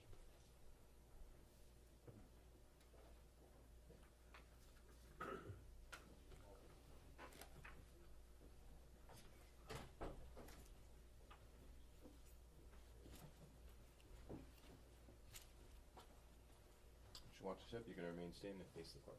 Please raise your right hand. You solemnly swear the testimony you're about to give in this hearing shall be the truth, the whole truth, and nothing but the truth, so help you God. Yes. You may sit or stand. Good morning, ma'am. Could you please state your name for the record and spell your last name for the jury? My name is Juliana Stratoti, Stratoti. Are you from Massachusetts? Yes. What do you do for work? I'm a registered nurse. Right. Where do you work? Full-time I work at Mass General Hospital, and then I have a side, a per diem job at the Drip Bar. What is the Drip Bar? Drip Bar is a wellness and hydration service. It's a franchise, but we have a location in Foxborough. Okay. And so what do you do as a nurse for the Drip Bar? Provide like wellness services, hydration, like extra therapy for people that you don't get prescribed, like at a hospital or through your primary care physician. Does some of that involve making house calls? Yes. On December 2nd, 2025, did you do some kind of treatment, a house call that afternoon? I did. And where was that? At Mr. Diggs's house. All right. And had you been to that house previously? I had. And that was at 7 Schoolmaster Street in Dedham, fair Yes. to say? Do you remember what time you got there? Most of my appointments were 4, 5, or 6 o'clock. I think that day I got there at about 5 o'clock.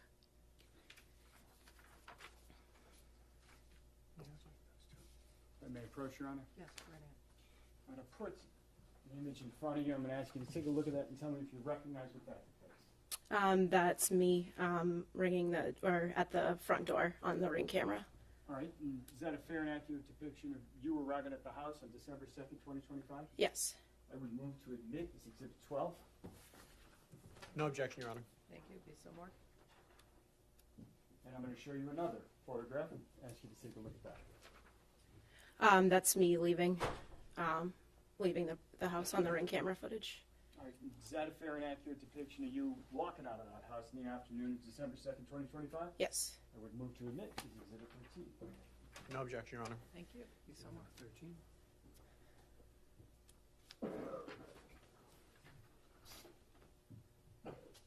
I'm going to put Exhibit 12 back in front of you and ask you, there's a timestamp at the bottom right corner. Your Honor, may we be seated in sidebar? Yes, of course.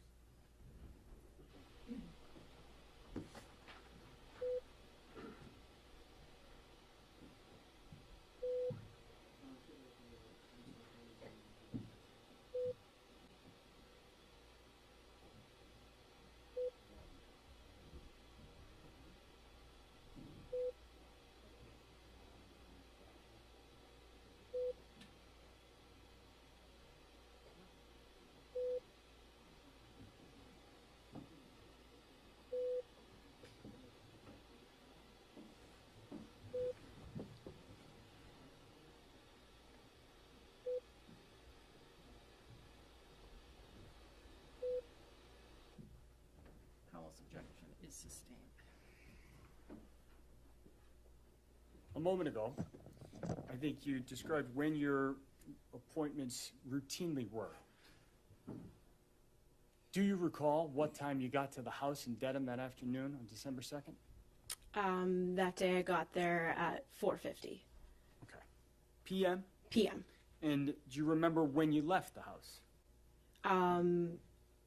According to the Ring camera footage, it was. Let me ask you this. Do you remember when you left the house? I don't remember exactly the time, but all of my appointments were roughly 45 minutes to an hour long. All right. And so on December 2nd, 2025, do you think, how long do you think you were in the house? Probably about an hour. In the house, when you were doing the treatment, where did it actually occur physically inside the house? In the living room. So then fair to say you were in that house that afternoon for about an hour, maybe a little less? Yes. Okay. Anything out of the ordinary that day? Not that I recall. Hear anything unusual? No. Did you see anything unusual? No. I have no further questions. Matt? Yes. Good morning still. Had you gone to Mr. Diggs' house prior to this date? I had. And how many times have you done this before? A handful of times, I think. Before that was 2 or 3. Okay. After that was a couple. And without you saying the actual names of any of your clients, what kind of clientele do you have with this job? It depends on what services they're looking for. So kind of all across the board. Okay.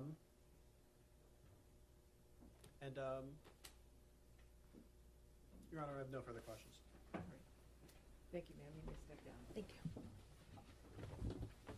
Your Honor, defense calls Stephanie Anastasi.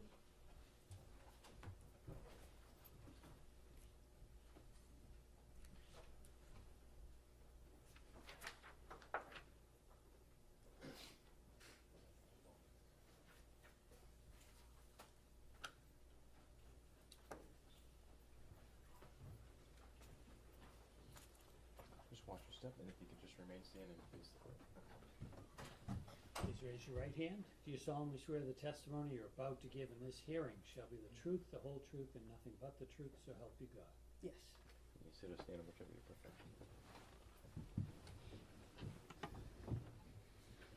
Good morning.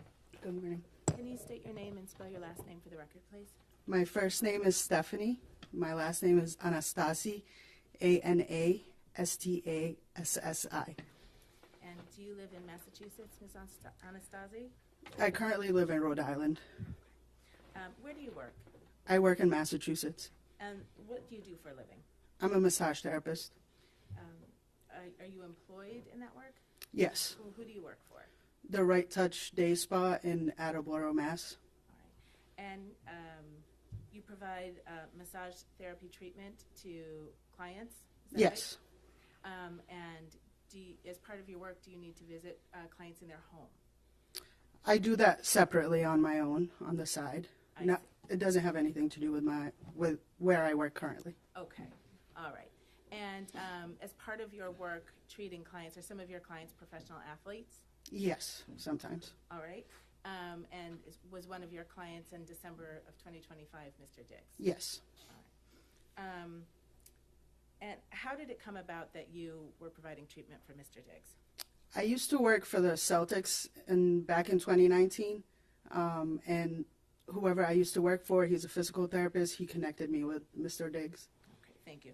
And you would provide massage therapy for Mr. Diggs at his home? Correct. About how often per week would you do that? Twice a week. All right. And where in the home would you provide that treatment? Sometimes it was in the living room area, and sometimes it was in his bedroom. Did you need any special equipment to provide your treatment? He provided that. I do need some special equipment, yes. I see. So there was the equipment in the house? Yes. I take it you used a table? Yes. Any other equipment? No, just a massage table, and I would use my cups, which is for cupping. I see. Okay. Thank you.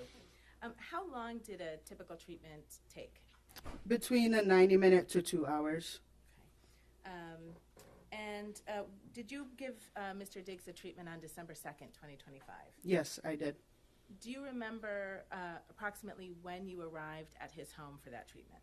It was between 5:45 and 6 o'clock in the evening. Okay. And how did you get into the house? I rang the doorbell, and Sonny opened the door for me. Okay, thank you. And what happened next? Then I asked Sonny where he was or where he would like his massage at. She told me he was in his room, and that's where he would like his massage. So I went and grabbed the massage table. It was in like a computer room. And I brought her upstairs, and he was laying in his bed, and I started setting up the table. All right. And was Mr. Diggs, do you remember what he was doing when you walked in, other than laying in his bed? I think he was falling asleep a little bit, but I wasn't sure. It was just laying down. Okay. So I take it you began the treatment? So I set up, I grabbed the blankets and stuff, and then he fell asleep. So I texted Sunny, and I was like, hey, can I wake him up? And she said yes. So I ended up waking him up, and then he got on the table. Okay. And about how long was the treatment that day, if you can recall? It was between 90 minutes to 2 hours usually. It was more towards the 2 hours than the 90 minutes. All right. And did anyone come into that, while you were performing that treatment in that 90-minute to 2-hour window? Yes. Mila Adams came in the room at the time. Okay. And how did you know Mila Adams? I seen her in the house. I've seen her multiple times in the house. Okay. Have you ever spoken to her? Yes, we've had conversation. Okay. So while you're performing the treatment, can you just explain to the jury what you saw? Yeah, so I was working on his right side leg, and because the door is in front of me, and I can see whoever was walking in. She was walking in. She saw that he was asleep, left, and kind of came back at a later time. When she came back at a later time, he kind of woke up because he was asleep, and she kind of went over to the bed, and she asked him, there was something on the bed. She asked him if he was going to keep it, and then he said yes, and then she turned around and left. And were you able to see what was on the bed? It was a black box, but I'm not sure what it was or what was in it. Okay. And did you ever have any occasion to look in that box? No. All right. How did Ms. Adams appear to you when you saw her come into the room those 2 times? She seemed to be okay. It's nothing that I wasn't used to seeing in the past. So she looked to your eyes the same as she had in the past. You saw her? Yes. Okay. Did you see any marks on her face? Not that I recall, no. Did you see any marks on her neck? No, she had a black jacket on, so I don't think I could see her neck, but I didn't see anything on her face at the time. And did she seem upset at all to you? Not that I know of, no. Okay. All right. And Ms. Anastasi, do you remember when you left the house that day? It's probably between almost 8 o'clock, 7:30 and 8 o'clock that day. Okay. Thank you very much. No further questions. Good afternoon, Ms. Anastasi. Oh, sorry, good morning still, actually, Ms. Anastasi. Hello. You said you had previously worked at the Celtics, and is it like kind of word of mouth that you got a job working for Mr. Diggs? Yes. In your line of work, how important is word of mouth in order to find new clients? It's very important.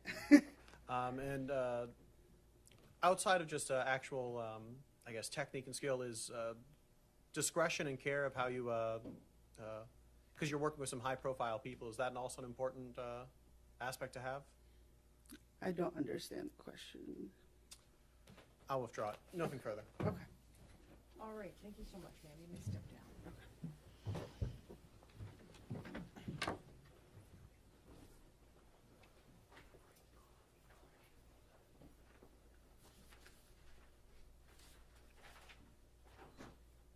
And Your Honor, the defense calls Melissa Goddard.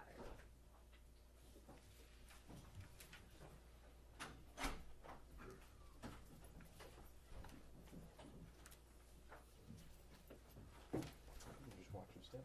Remain standing. You can face the clock.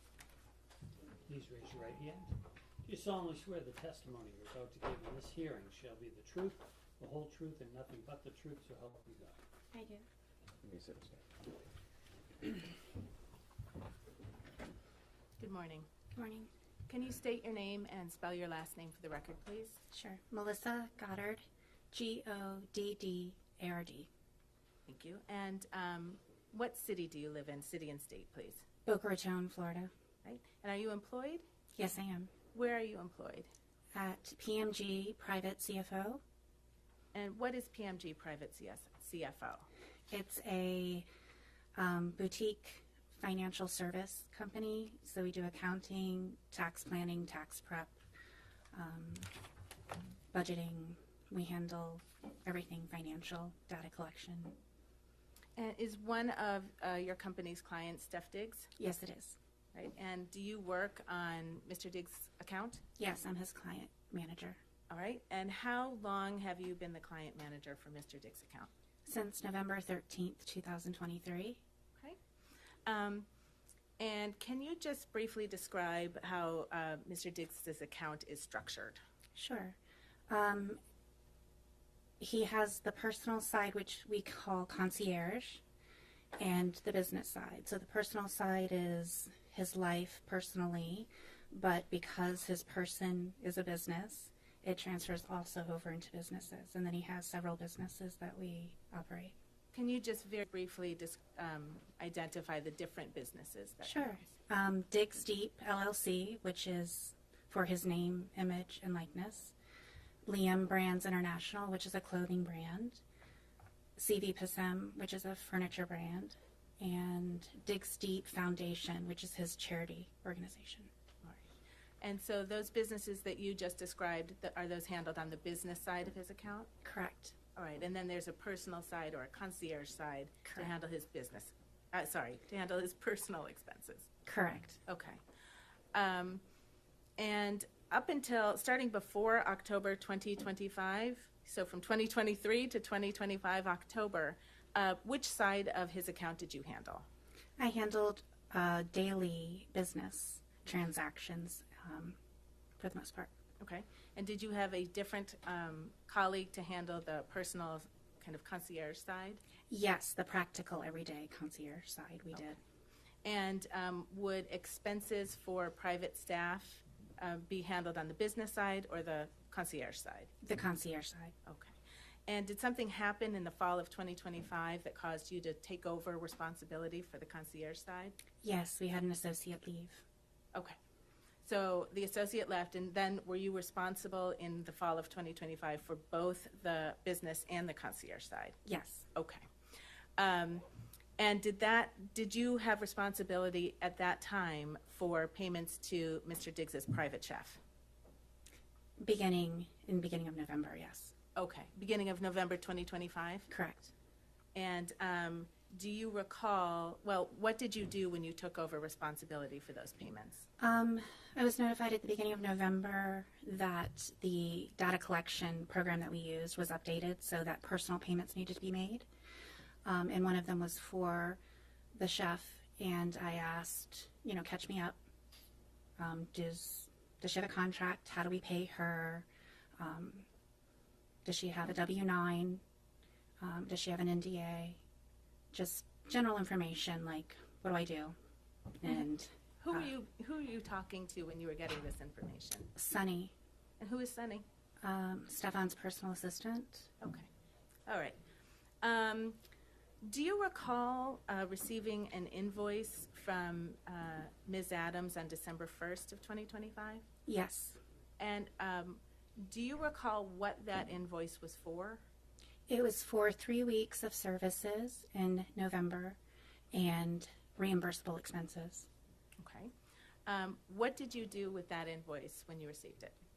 I checked, immediately I knew that it was incorrect because I had paid her weekly for 2 of those weeks. So it raised a flag. I needed to figure out, had I made a mistake or had she made a mistake? And that caused me to look a little bit further into the reimbursable expenses. We're much more structured on the business side, so I usually audit those before paying them. Okay. So when the flag was raised and it caused you to look a little bit deeper, what did you do to look a little bit deeper? I pulled up every payment that we made to her for the last 18 months, as far back as I could go. And then I went through every receipt and reimbursable that we paid her for the last 6 months at that time. Sorry. And at the conclusion, so would you describe that as a kind of an audit? Yeah. Okay. If you receive an invoice and it's incorrect, I want to know, is it our mistake or was it her mistake? So I wanted to make sure that we had paid her correctly. All right. And what did you learn from conducting your audit? That she had submitted receipts multiple times over the course of 6 months the same receipt, that she had submitted reimbursements for packages sent that were paid by our Federal Express account for reimbursement, that we had overpaid her. And were you able to quantify the amount of money that she had been overpaid based on your audit? Yes. And how much money was that? I think the total was $2,500 and change at that time, with an additional $744 that maybe was legitimate. I couldn't substantiate because there wasn't a date on it, so that was more in a gray area. Did you ask Ms. Adams for more information about the money that she was seeking? Yes. How did you do that? I contacted Sunny and asked for her email. I gave my phone number, even my personal phone number, so that she could reach me, because sometimes they're in different time zones. I reached out to her twice. Okay, and did you ever hear back from her? No, she never responded. Did you tell Mr. Diggs what you had identified, at least from the audit that you conducted? Yes, he called me. We spoke about it on December 5th. All right, and what was his reaction? He's like, give me a report, and he had wanted to make sure that she was paid, and I told him I would get him a report, and he was fine. In the course of conducting your audit, or actually, strike that, did there come a time when you were aware that there was some paperwork not completed that you would have expected to be completed? At the beginning when I took over, I asked for those things as, I think it was the beginning of December when the invoice didn't match what I had. You know, I'm buttoning things up. It's the end of fourth quarter. We're closing out the end of the year, so I wanted to make sure we had everything. So, you know, I was going through everybody's paperwork. But yes, it was about the beginning of December I realized we don't have her paperwork. All right. And did you do anything about that? Yeah, I had asked Sunny to, I had mentioned to Steph that I think we should get one. He said to coordinate with Sunny, which I did on December 4th. And I didn't receive anything, so I followed up with it as I normally would. And how did you follow up with it? I asked Sunny if she had collected it, and I emailed Mila asking for it. Do you remember the date on which you emailed Mila for it? Sorry, Ms. December Adams. 8th. December 8th. Mm-hmm. Did you follow up again with Ms. Adams, if you can recall? I did not, because Steph said not to worry about it. Okay.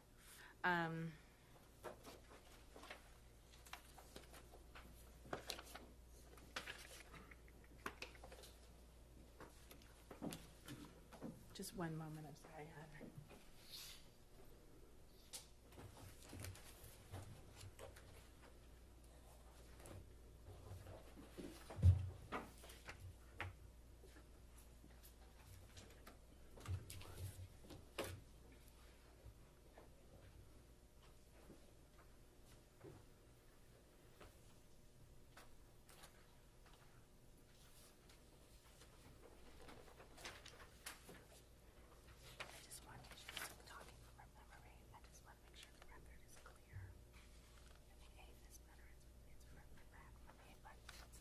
Oh, you want to refresh her? Yeah. Yeah, that's fine.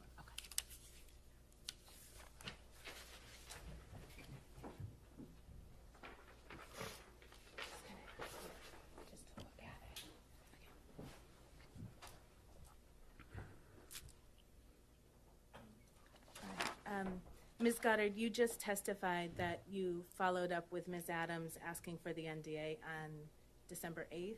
Oh, I'm sorry, I was incorrect. It was December 13th. Okay, thank you. All right, no further questions, Your Honor. Counsel, care to report? Just briefly, good afternoon now. Ms. Goddard, have you ever been to Mr. Diggs' house in Dedham? No. No further questions. Thank you, ma'am. You may step down. Thank you.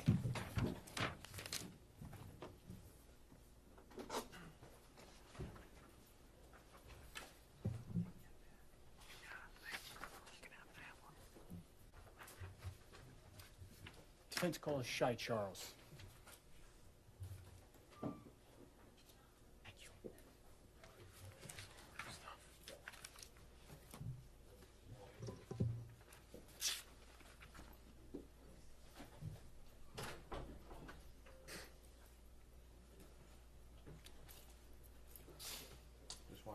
Remain standing and face the clerk. Okay, thank you. Please raise your right hand. Do you solemnly swear the testimony you're about to give in this hearing shall be the truth, the whole truth, and nothing but the truth, so help you God? I do. You may sit or stand.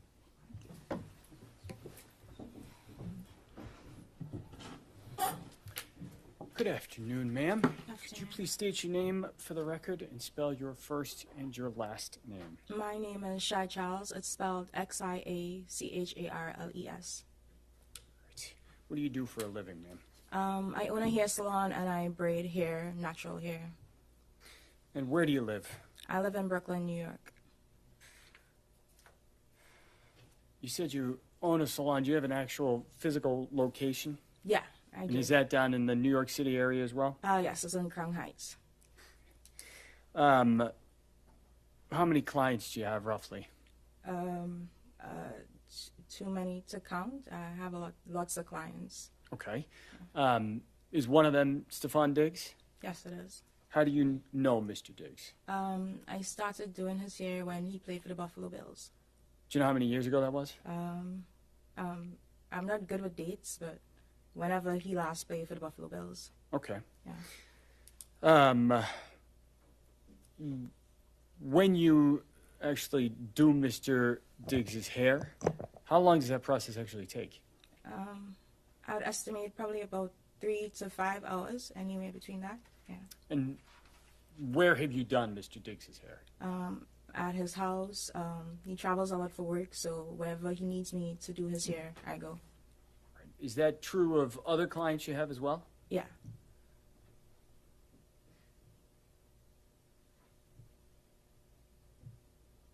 Have you been inside Mr. Diggs's house in Dedham? Yes, I have. All right. Do you know when he lived there? I don't know when he occupied the space, but I could tell you the first time I went there to do his hair. When was that? It was when the season started with the Patriots, probably about July, September, around that time last year. So that'd be 2025? Yeah. Okay. And had you been in Mr. Diggs's and other clients' house to do their hair previously? Yeah, I have lots of celebrity clients, and obviously they wouldn't want to come to the salon, so I go to them. So wherever they're at, I go meet them there, whether it's a hotel, their house, wherever. All right, so it sounds like September or July, fall of last year was the first time you were in Mr. Diggs's home in Dedham, but not the first time previously. Yeah, first time in Denham, but not like elsewhere at his house. Wherever he lived before that, I would go. Got it.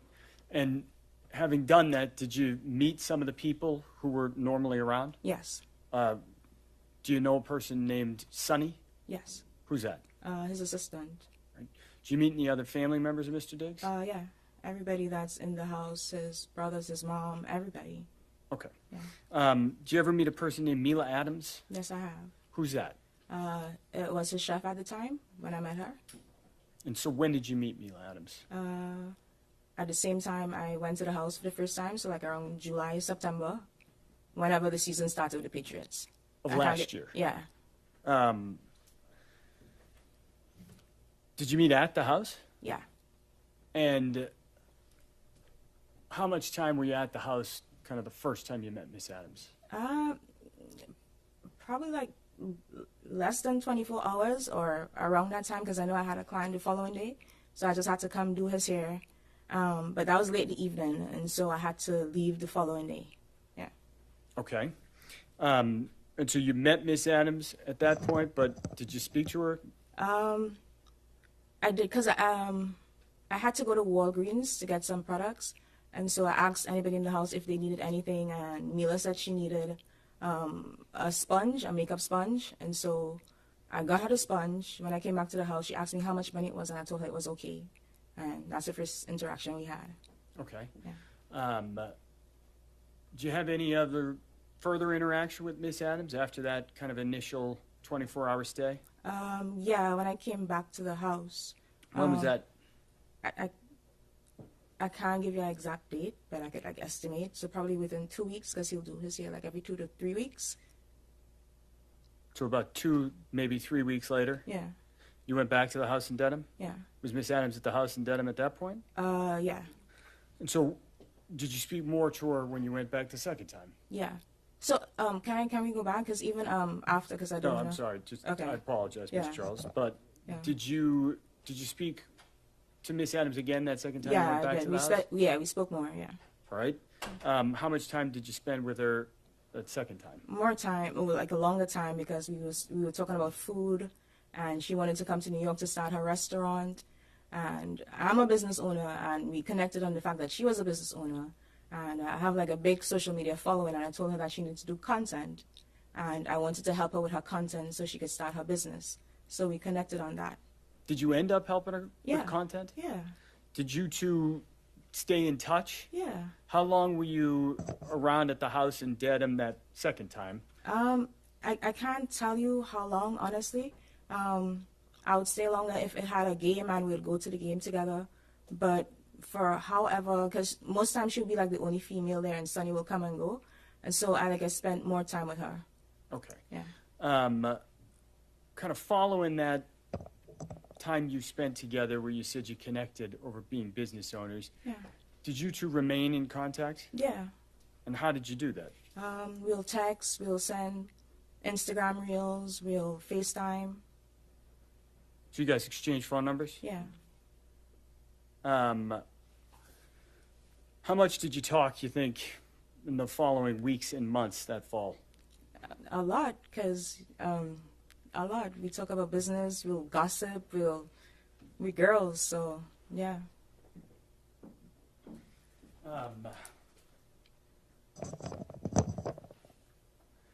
Did you ever spend more time together in person with Miss Adams? Yeah, I took her back to my country. I'm from Trinidad and Tobago, so I took her to Tobago. She spent time with my family, with my grandmother. Yeah, I actually bought her ticket to go to Tobago, so yeah. When was that? This was probably around Thanksgiving time. End of November then? Yeah, whenever Thanksgiving was. Okay. Yeah. Following that trip, do you remember where you went after that?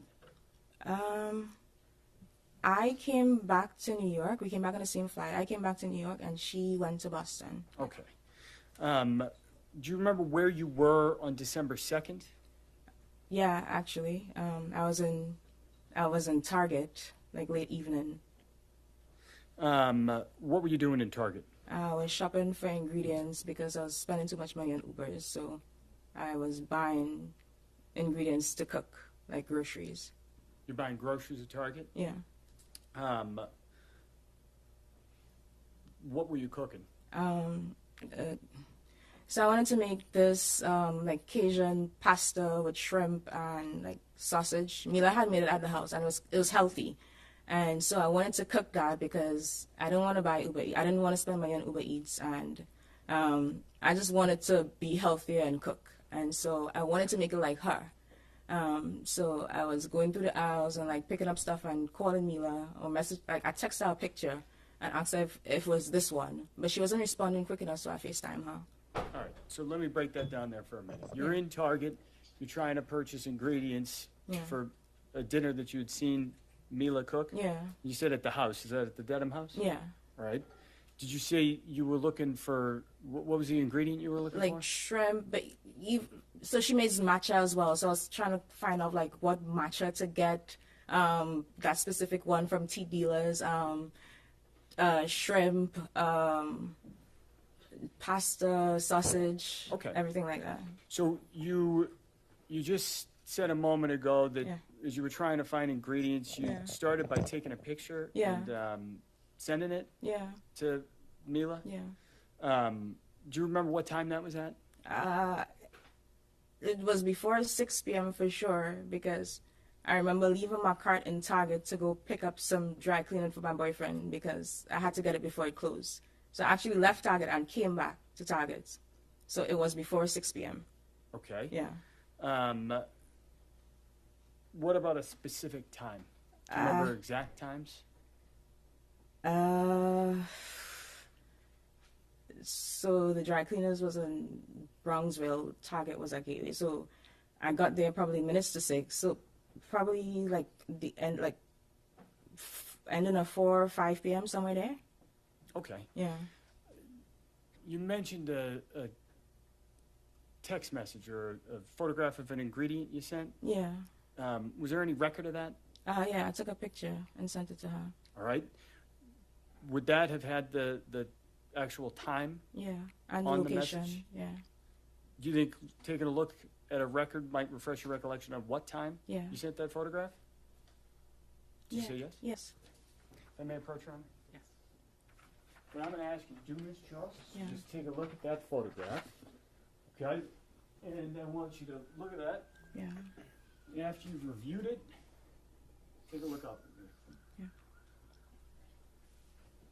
Having looked at that, does that refresh your recollection on what time Yeah. you actually began communicating with Miss Adams when you were in the Target? Yes. And what time was that? It says 4:38 on the picture.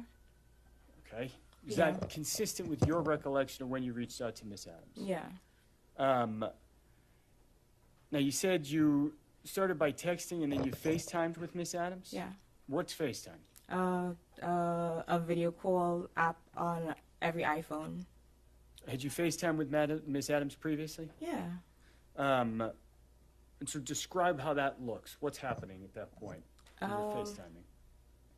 So I FaceTime her, I told her what I was doing, we spoke about the pasta, and all the ingredients I needed to get, and she was like, girl, I'm not going to Miami. And she said she's going to go home to Atlanta for a couple days, then she's going to come to New York. Well, she's going to go home to Atlanta, but she's going to stop off in New York for a couple days. All right, let me actually stop you there. I Yeah. apologize, Ms. Charles. It was Yeah. not a specific question. So you said you're in Target while this conversation is happening? Yeah. Okay. Could you see where Miss Adams was? Yeah. Where was she? She was in the kitchen, Kitchen of what? of the Denham house. And how do you know that? Because I've been there before, so I know the layout of the house. And the faucet was running, and I could see the island in the background. Okay. You just said she mentioned Miami. Did you notice anything about her face, her physical appearance when you had this FaceTime call? No. I'm sorry? No. Did you see any redness, swelling? No. Was she flush? No. Was she teary-eyed? No. Were there any bruises on her? No. You started to talk a little bit about places she said she was going. Yeah. Did you end mission? Yeah. All right. She said. Where was that? In New York, because she said she was. Yeah. All right. She said. Where was that? In New York, because she said she was staying. She was stopping off in New York for a couple of days. I asked her where she was gonna stay. She said at a hotel. I'm like, girl, we friends. You don't have to stay at a hotel. You could stay at my place. All right. Did you actually see her that night? Did she stay at your place? Yeah. So where'd you first see her? At the airport. What airport? LaGuardia. And what were you doing out there? I went to pick her up. What time did you pick her up from LaGuardia Airport? She told me she was lying at 11, so I got there like minutes to 11. I had to wait because I think her flight was delayed. Yeah, her flight was delayed. So I waited there for like 45 minutes. And so, did you end up seeing Miss Adams? Did she actually get in your car? Yeah. You picked her up from LaGuardia Airport? When she got in your car, did you notice anything out of the ordinary? Mm-mm. Did you notice anything about her appearance? No. Was there any bruising on her at that point? No. What were you doing when you picked Miss Adams up? We went to go pick up my friend Tally in Queens, and we were just chilling in the car. We were just like singing and just talking.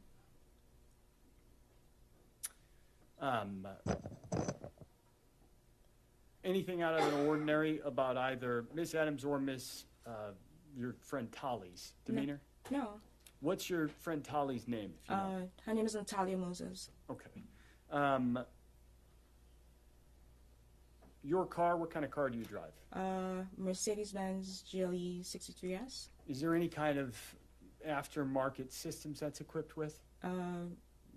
Parks for itself. Let me ask you this. Does your car have video? Yeah, well, I install dash cam in my car. All right, you put the dash cam in. That Yeah. didn't come with the car itself? No. Got it.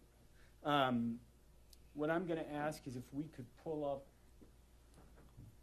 video 2, I believe, from what has been marked exhibit number 5.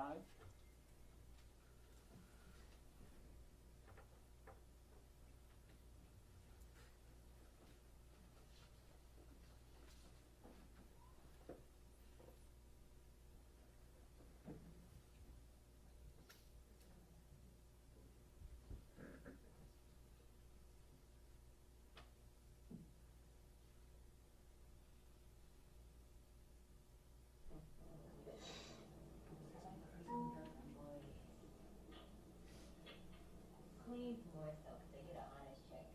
Brooklyn boys more like one of things.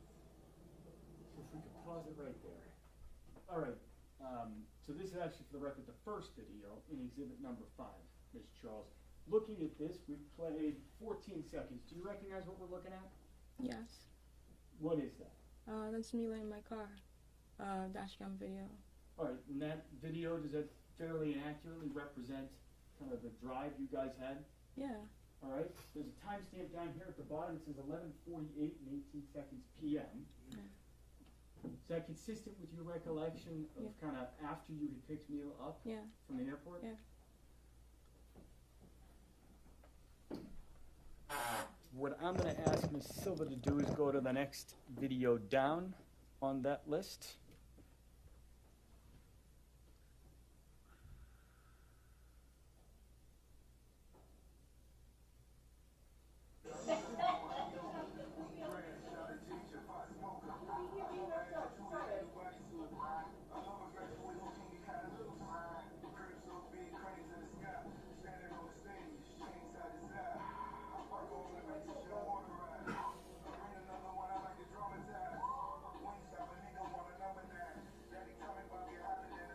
Ask Ms. Silva to pause it real quick by hitting the space bar.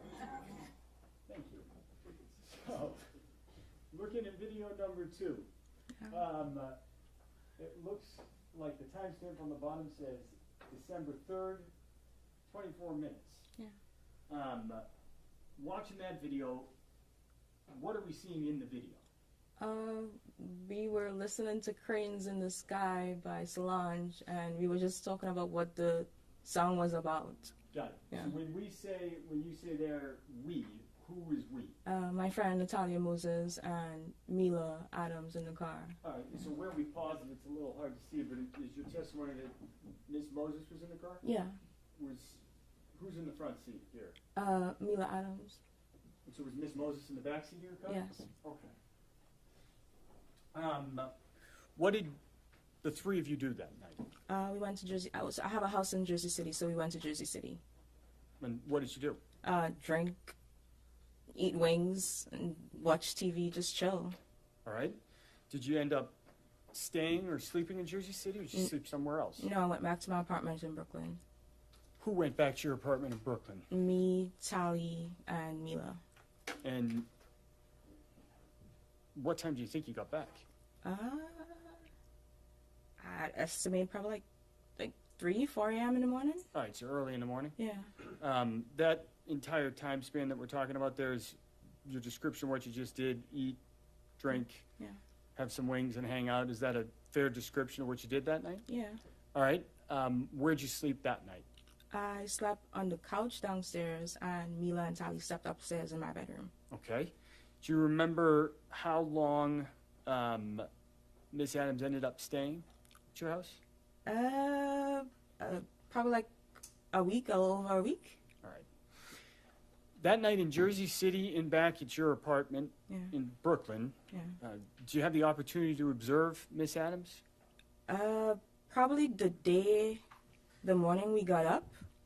Yeah, because we girls, so we get dressed in front of each other. So, yeah, the day of. Okay. Yeah. So when you say you get dressed in front of each other, what was on as you were getting dressed? With a towel on. Okay. Yeah. Did you observe any bruising, redness on her neck or chest? No. Did you observe anything on her face? No. I'm going to ask Ms. Silva if we can actually play the third video.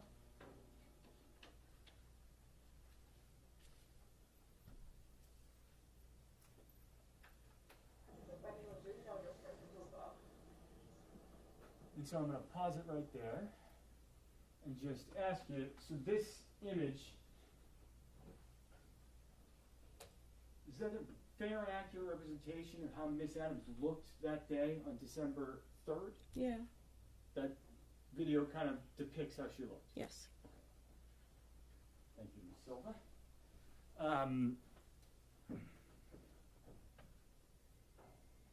Anytime the day of December 3rd, did you notice bruising developing, redness, any kind of physical marks on Miss Adams? No. On December 4th, 5th, 6th, did you notice any of that? No. Did Miss Adams ever tell you that she had been assaulted or strangled? No. Did she ever mention any kind of an attack? No.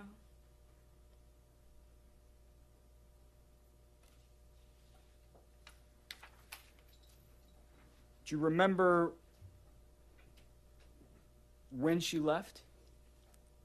I can't give you the exact date, but probably like somewhere between the 9th, 10th, or 11th. Either one of those dates. Okay. And after Miss Adams left, actually, let me back up. Strike that. So if she got there on December 2nd and she left on the 9th, 10th, or 11th, is it fair to say she was down there for a week, maybe a little bit more? Yeah. All right.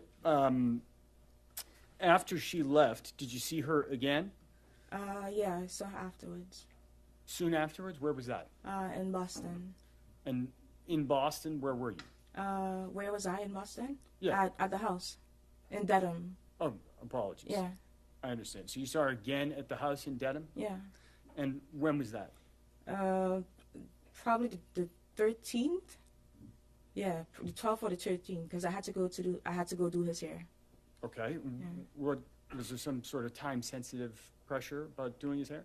Because he had to leave to go to Miami, so I had to go do his hair. Yeah. Okay. I had to do his hair. Probably had a game. He probably had a game. Okay. Yeah. So let me back you up. Miss Adams leaves New York. Yeah. 9, 10, 11. Yeah. And your testimony was that you think it was on the 13th. You saw her again? Yeah, either 12, 13, 14, somewhere there. I'm not good with dates. Okay. Yeah. And that was at the house in Dedham. All right. Yeah. What were you doing in the house in Dedham? I had to do his hair. Who was in the house in Dedham? His mom, Mila, me. I think Marshawn was there. Yeah. Yeah, that's where I can remember being in the house. Okay. Did you do Mr. Diggs's hair that day? Yeah. What time of day? It was late evening. In the evening then? Yeah. Is that what you said? Yeah. How long did doing his hair take? Between 3 and 5 hours. And so, do you remember when you finished doing his hair roughly? It was late that night. Yeah, like probably 10, 11, somewhere there. What did you do after you finished doing Mr. Diggs's hair that night? I slept on the couch because I had a flight 6 a.m. that morning. 6 a.m. the following morning or that morning? So I did his hair the night. I stayed downstairs on the couch. I was laying on the couch on my phone. I stayed down there because I had a flight early the next morning. Got it. Yeah. When you were down on the couch, what happened? Like later into the night, Mila came downstairs and she was just talking about stuff that happened earlier in the day. All right. Let me back you up there for a moment. Did you see anything unusual on the evening of December 13th when you were doing Mr. Diggs's hair? Yeah, so I was behind the couch. He was on the couch with Miss Stephanie. We were watching a Netflix comedy special, and we were just there kicking it. He was on his phone. Mila was in the back of us, like in a little dining area. She was on her phone, and she shouts over to him, "Yo, Steph, when am I gonna get my money?" And he responds, "I think you spoke to the accountant." And her demeanor changed. His demeanor kind of changed, but I wasn't paying any attention to it. I was just doing my job. So after a while, she moves from behind on the dining table and she comes to the front, like on the side like a love seat area thing, and she was there on her phone, and she was just like laughing really loud. I don't want to imply anything, but like you No, tell. so Okay, let me yeah. stop you right there. You said she's over on her phone. She was laughing really loud. Yeah. Was she watching the comedy special? No, she was just on her phone. Okay. So you said later that night or the Yeah. next morning you spoke to her again? Yeah, like in the probably midnight, 1 a.m. ish. Yeah, she came downstairs and we were talking. Yeah. When she came downstairs, was there anybody else downstairs? No, just me and her. And what did she tell you when she came downstairs? She asked me if he was annoyed. She asked you if he seemed, if he was annoyed. And that's Mr. Diggs? Yeah. Did she tell you she was going to do anything? Yeah, she was trying to antagonize him while she was on the couch, like trying to get beneath his skin, and she was Sustained. Okay. So let me ask you this way. Did she indicate when she came downstairs that she was going to do anything? Did she tell you she was going to take any action? Yeah, she said she was going to sue him. For what? For the money that he owes her.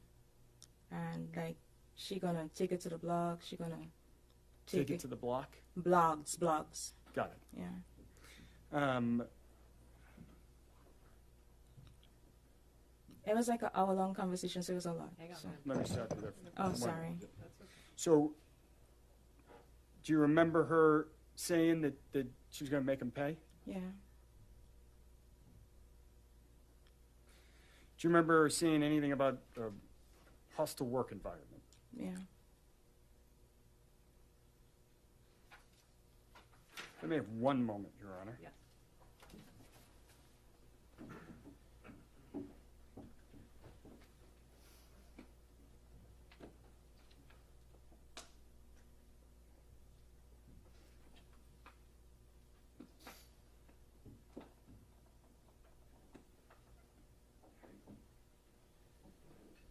A couple things I want to follow up with.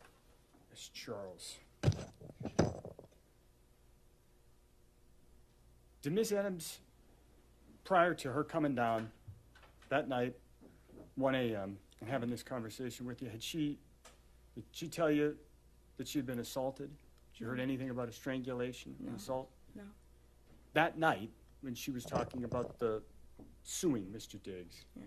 did she say that she had been assaulted? No. I want to back up down to kind of early in your testimony. You said you have a dash camera in your car. Mm-hmm. How long have you had that? Probably a little after my birthday, which is September. So, yeah. Probably end of September, beginning of October. Okay, why do you have that? Because people are scamming in your insurance fraud. Like they hit your car, they see you have a nice car, and they try to get money out of you. In New York, you said? Yeah. I don't have any further questions. Caldwell, care to inquire? Good afternoon, Ms. Charles. Afternoon. So you've been doing Mr. Diggs' hair, you said every 2 to 3 weeks? Yeah. For how long? So I started doing his hair when he was at the Buffalo Bills. And then last year, like a little before the Met Gala last year, is when like I started doing it consistently. Okay, so for more than 1 year you've been doing it? Or? Yeah. And that's, you said like a 3 to 5 hour appointment every 2 to 3 weeks? Mm-hmm. How much do you get paid when you do that? It depends on the style that I do. It could range from $600 to probably $1,500. And you said that sometimes you go to the games afterwards? Yeah. How many times has that happened? I went twice when I was in Dedham, once in New York, and once at the Super Bowl.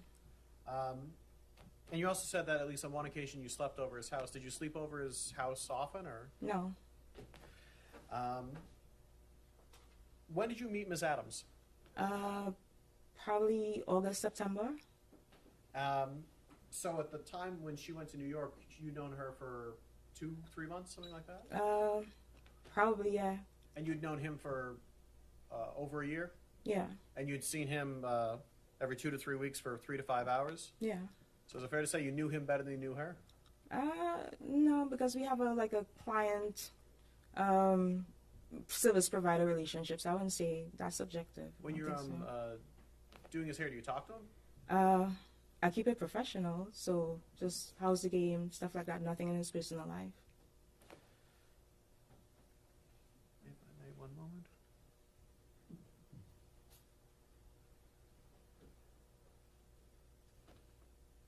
Nothing further. All right, thank you so much, Ms. Charles. Thank you.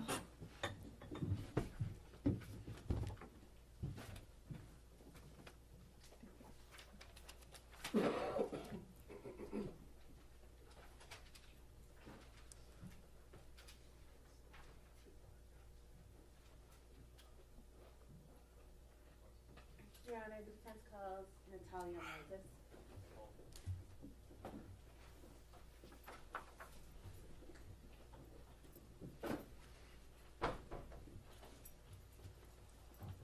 Just watch your step, and then you can remain standing facing forward. Please raise your right hand. Do you solemnly swear the testimony you're about to give in this hearing shall be the truth, the whole truth, and nothing but the truth, so help you God? I do. You may sit or stand. Good afternoon, Ms. Moses. Good afternoon. Can you state your name and spell your last name for the record, please? Sure, my name is Natalia Moses, Moses. All right, and I'll just ask you to keep your voice up a little bit so that everyone in the court can hear. Sure. Do you also go by a nickname? Yes, Tali. Tali is your nickname? Yes. All right. Where do you live? I live in Brooklyn, New York, and I've just moved. I live in Florida. I go between Brooklyn and Florida as I have a business in Florida as well. Okay, and what do you do for a living? I'm a hairstylist. Do you work for any particular salon or on your own? No, I have my own business. Okay. Do you know Shy Charles? I do. How do you know Shy? Shy and I met in 2018. I started off being her assistant, her braiding assistant. Okay. Do you still work with Shy? No. All right. What about Stefon Diggs? Do you know Stefon Diggs? No, not personally. Have you ever met Stefon Diggs? No. Is Stefon Diggs a client of yours? No. Okay. Do you know Mila Adams? I do. How do you know Mila? I know Mila through Shy. Okay. When is the first? Have you ever met Ms. Adams? I have. When is the first time you met her? I want to say December 2nd into December 3rd. Around that time, that was the first time I met her in person, but I would have spoken to her on the phone on multiple occasions before. Okay. And did you talk to her, just the two of you, before December 2nd? No, not just the two of us. We would always speak with Shy in the middle, so it would always be on Shy's phone, so I never spoke to her one-on-one prior to December 2nd. I see. Okay. So, Shy and Ms. Adams had a relationship. That's correct. And then and you and Shy have a relationship. That's correct. And sometimes the three of you would talk. That's correct. Understood. And were these calls professional calls, business calls, personal calls? Personal calls. Okay. All right. So what were the circumstances under which you met Ms. Adams on December 2nd? So she said she was passing through to New York, and Shy told her, well, she could stay at her house. I just came from Atlanta because I had a job in Atlanta, and Shy told me that she would pick me up as we were coming in from the same airport. I, however, came in before Miss Adams, so I went to my family's house, and Shy picked me up from there with Miss Adams in the car. Okay, and where was your family's house? In Queens. All right. And that was the first time you met Ms. Adams? In person, yes. In person, Mm-hmm. Okay. Now, I take it you had been in Shy's car before? That's correct. All right, and can you describe her car, the outside of it? It's a white Benz AMG. Okay. And can you just describe the inside of her car? She has a red interior. All right. Does she have any recording devices in her car? Yes, she has a dash cam in her car. All right, and can you describe what that dash cam looks like? It's a rectangular shape. She has it on the top of the windshield. Okay, so you can see it when you're sitting in her car? That's correct. All right, and did you know that dash cam was in there? I did. All right. Did you know that on December 2nd? Yes, I did. And you could see it when you were sitting in the car on December 2nd? Yes, I did. All right. After Shy and Ms. Adams picked you up in, I think you said Queens? Yes. What did you do after that? We went to New Jersey. And what did you do in New Jersey? We was just chilling at the house. We bought food, and girl time. We was just hanging around, watching music videos and stuff like that. Okay. And during that time, it's a strange question. Were the lights on? It was. Okay. When you were with Shy and Miss Adams at the house in New Jersey, did you notice any marks or bruises or redness on Ms. Adams' face? I did not. Could you see her neck at that time? Yes. Did you notice any marks or redness or bruises on her neck? No, I did not. Did she complain at any point about soreness or stiffness or, soreness or stiffness? No, she did not. You testified. Did you see her eat? I did. Did you see her drink? I did. Did she seem to have any difficulty swallowing? She did not.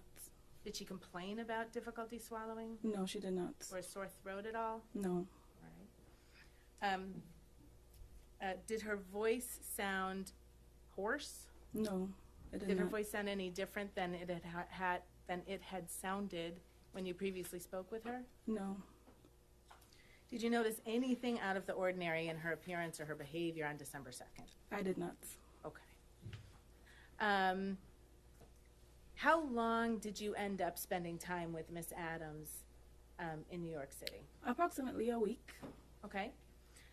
Did you spend that whole week? And I'm sorry, I should have asked this question. Did you stay in that house in New Jersey on December 2nd? No, we went to Shy's house in Brooklyn. Okay. And did you end up staying there that night? We did.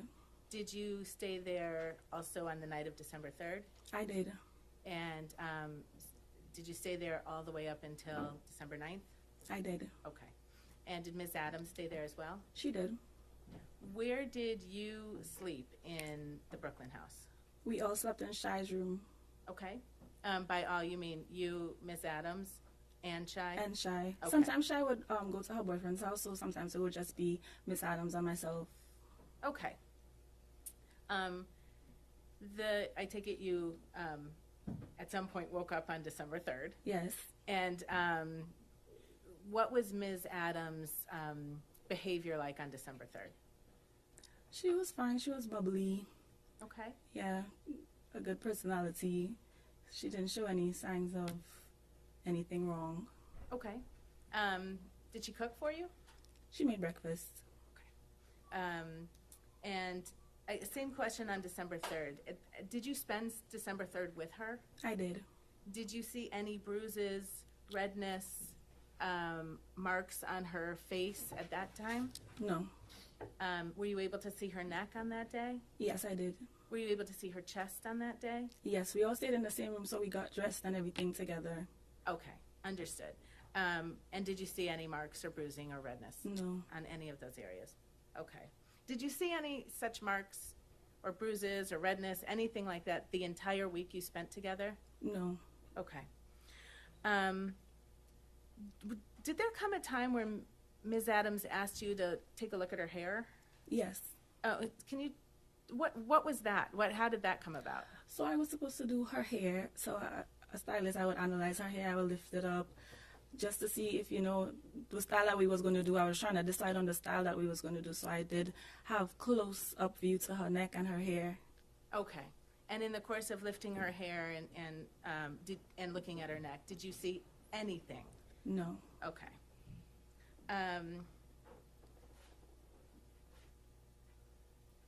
Do you remember taking a couple of videos of Ms. Adams while you were together in New York? Yes, I do. Do you remember approximately when that was? Possibly December 7th or 8th, around that time. Okay. And I will ask Mr. Kettlewell to very smoothly play Exhibit 8, please.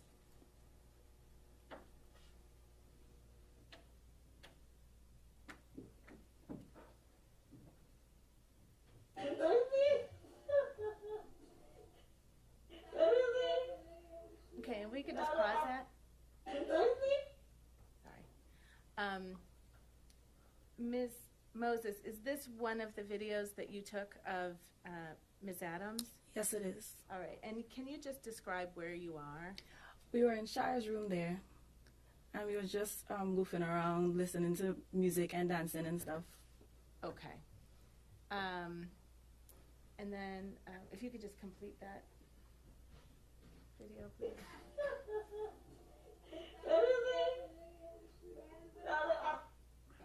All right, and then Mr. Kettlewell, if you could play Exhibit 9, please.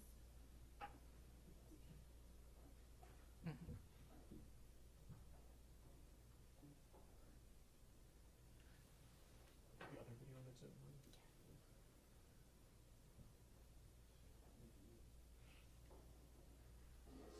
1.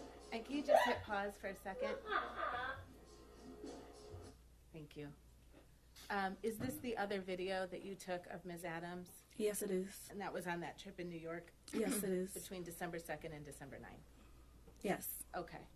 And was this close in time to the first video? Yes. Okay. All right. Mr. Kettlewell, if you could keep playing. Hey, hey, hey, hey.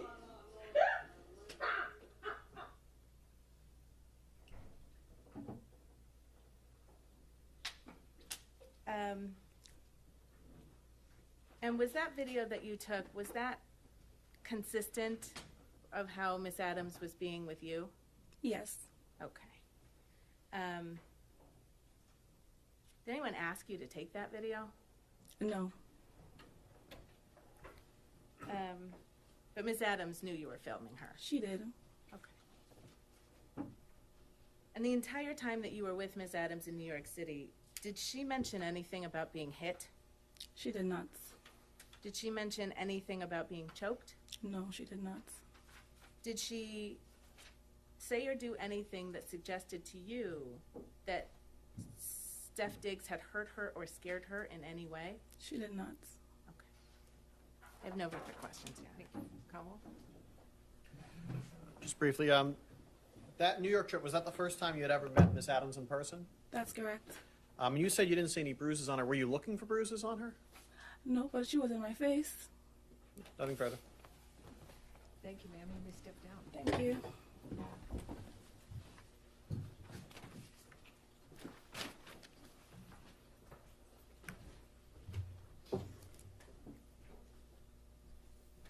Defense rests.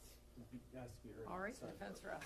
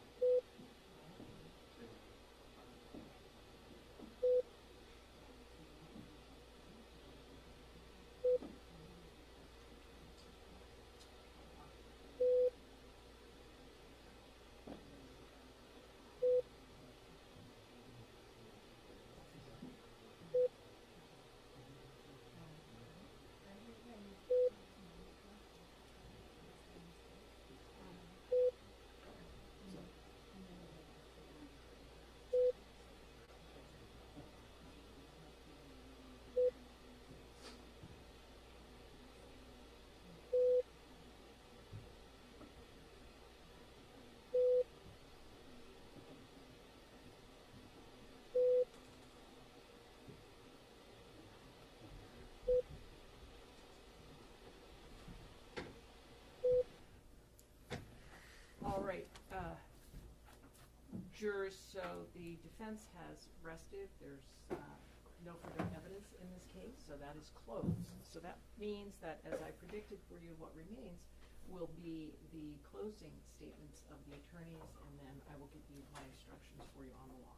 What we're going to do is we're going to suspend for the luncheon recess, and we will resume at 2 o'clock with all of them, okay? So there should be, your lunch order should be ready, hopefully, and we'll see you back here in a little over an hour. All right, thank you. All rise, jurors can step down, please.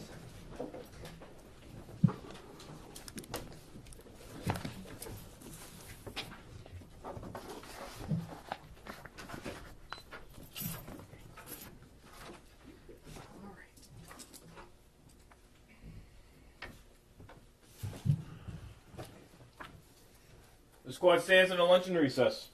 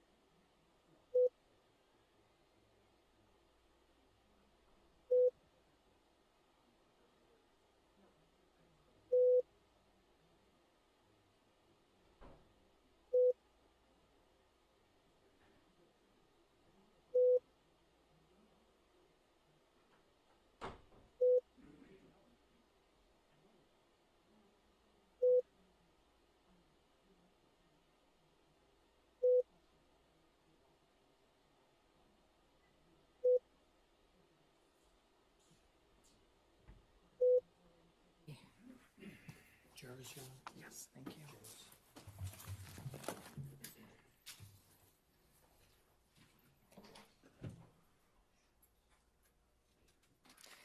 It's on the desk.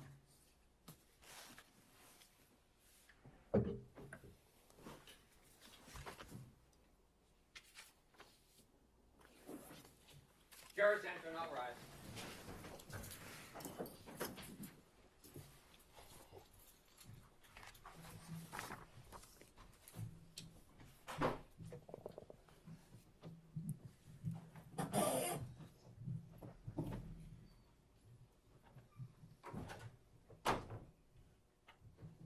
May be seated. All right, jurors, good afternoon again. As I told you, the evidence in this case is closed, and you're about to hear the closing statements of the attorneys. And what I want to say to you about that is that this is an important part of the trial because it is the final opportunity given to the lawyers to address you.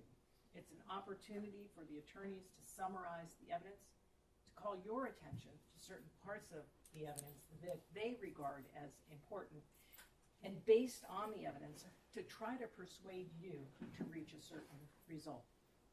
However, what you are about to hear is not evidence. Lawyers are not witnesses.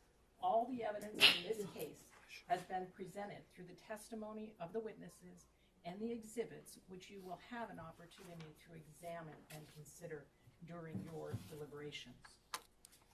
Our rules are designed to ensure that the parties receive a fair trial, and they therefore prohibit the attorneys from making certain types of arguments in an effort to persuade you to reach a certain result or to favor or disfavor either side. For example, the attorneys are not permitted to refer to facts that are not in evidence in this case. If based on your memory and understanding of the evidence, a lawyer does this, you should disregard that comment. The attorneys are not permitted to express their personal belief in the credibility or lack of credibility of any witness who testifies in this case. That determination is entirely for you to make. If a lawyer makes such a comment, you should disregard that comment. Attorneys are not permitted to persuade you for or against either party by appealing to human passions or prejudices. If you become conscious of any passion or prejudice as you consider the evidence or engage in your deliberations, you must put those feelings aside and not permit them to influence your thinking. And if a lawyer makes such a comment, you must disregard that comment. Better proceed. Bless you. Thank you, Your Honor. Good afternoon again, ladies and gentlemen. As I said to you in my opening statement, there was no assault, no strangulation, no incident at all on that day or any other day. You didn't see any injuries. You didn't see any photographs. You learned there were no medical records, no statements, no nothing between December 2nd and December 16th. You have not been provided with a single shred of credible evidence to determine that any assault actually occurred in the house on that day. The Commonwealth's case is nothing more than the words of Miss Adams. In my opening statement, I told you one tool to use as you go through this process is to consider how to find the truth. That the simplest answer that accounts for all the facts, that answer is the truth. And so what I want to do is take you through some of the undisputed facts in this case. December 2nd, Miss Adams spent the afternoon talking on the phone. She got a ticket to Atlanta. She cooked Stefon Diggs dinner. We learned this morning that it was a hot dog. She went into Mr. Diggs's bedroom to provide him birthday presents and to deliver those birthday presents. Timeline-wise, all of this, every single fact that I just mentioned, all of those would have occurred after what Miss Adams says was a violent assault that occurred sometime that afternoon. That night, Miss Adams left the house at 7:15 and she flew to New York City. You heard that she told the police that she stayed with friends. You heard her describe whose friends they were. But you also heard her say that she had a ticket to Atlanta, purchased before she ever changed it to go to New York City. You saw videos of Miss Adams when she arrived in New York. You heard from the woman who picked her up from the airport, who also saw Miss Adams when she arrived in New York. You saw video and heard from Tali Moses, who spent the entire week with Miss Adams in New York. And you got to see how she looked. You got to see her face, you got to see her neck, you got to see the way she moved during the course of that week. One thing I'll say about that, Miss Adams, she might define bruising, however, is expedient or convenient for her, but we all know what bruising looks like. You saw the videos, and you heard from the witnesses. On December 5th, Ms. Adams texted Stefon Diggs, "Hi, can you please approve my pay with finance, please and thank you." That would have been 2.5 days after he violently strangled her in her bedroom. December 6th, you saw the video of her dancing. That's 3.5 days after this assault allegedly occurred. You heard that throughout the course of that week, from December 2nd to December 9th, Miss Adams didn't mention a single thing about any assault to anyone. The one thing you heard her mention was on the afternoon of December 2nd, she told Shy she wasn't going to Miami. You heard that on December 9th, she went back to the house. And I told you the details were going to be important about her going back to the house in my opening statement. She got back to the house at 11:30 p.m. alone and walked into the house. And what did she do? She didn't just go to Stefon Diggs' bedroom door and knock on it. She tried to punch in the code, and it didn't work. And those are her words. That's what she told you. None of that is consistent with a violent assault having occurred the last time they interacted with one another. Not one piece of that. And those are undisputed facts. On December 11th, Miss Adams texted Mr. Diggs her apology. She said she was sorry she was being emo, and she didn't want him to feel that way. She didn't want him to think she was trying to quit her job. And she told you she was trying to keep her job. She was trying to get back. She also told the police 5 days later, that she had quit her job on December 2nd. We know that that was a lie. Not just from the fact that she actually told you that that was a lie, but from the actual evidence that you have in this case that is undisputed. That evidence goes on. She told Mr. Diggs' girlfriend that she didn't say any of that to the police, meaning what she told the police, that she didn't accuse Mr. Diggs of assault. And that wasn't true. She also, a month later, told the world that she had never demanded money. And that also wasn't true. Now, more undisputed facts. Miss Adams was paid for November. At first she didn't admit that. She ended up saying they worked it out. She got paid for 2-3 weeks. And we actually got an answer today on why she wasn't paid for a full month. Because she was in Tobago with Shy Charles. You heard from Melissa Goddard. Miss Adams was paid up.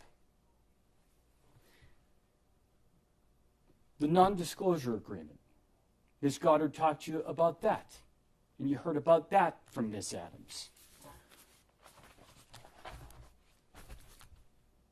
I want you to look at the text message in Exhibit 4. It's on page 195. We talked about it a little bit yesterday afternoon. But this is another undisputed fact, and it's very important. Because despite what Miss Adams told the police on December 16th and told you at times yesterday, on December 13th, 2025, Miss Adams says what she thinks the NDA is about. And she says, "You sitting here playing in my face, 700 comments. If I told someone why it's not in the blog, you believe it," meaning Mr. Diggs, "and now sign an NDA. Send me my money. You sitting here playing in my face." Miss Adams wants you to believe she wouldn't tell Shy Charles because Shy Charles knew Mr. Diggs.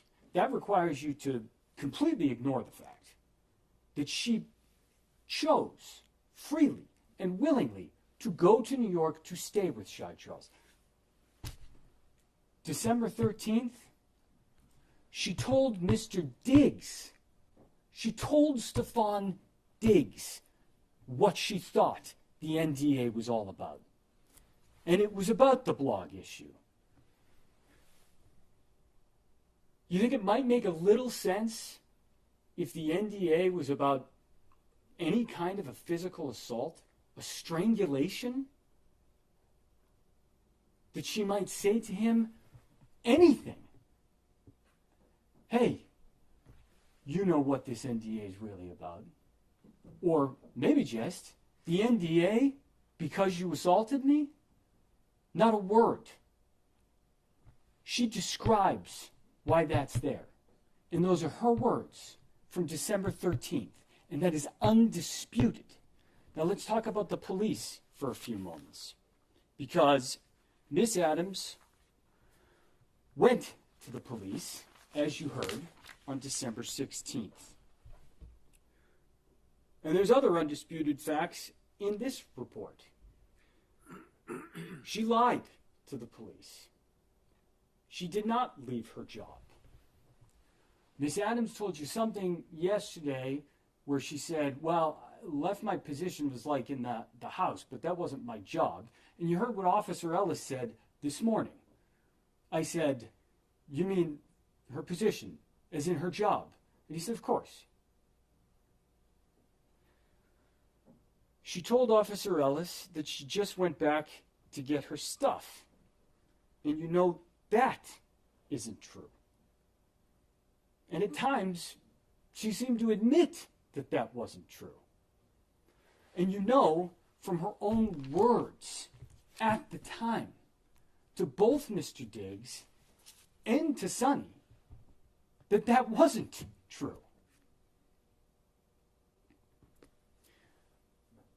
The text message that you've heard about, the deletion.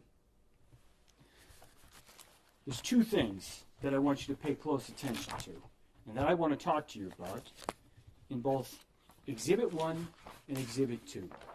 Exhibit 1, the text message that she sent purporting to be a screenshot of the argument that led to a violent assault that ended with Mr. Diggs choking her.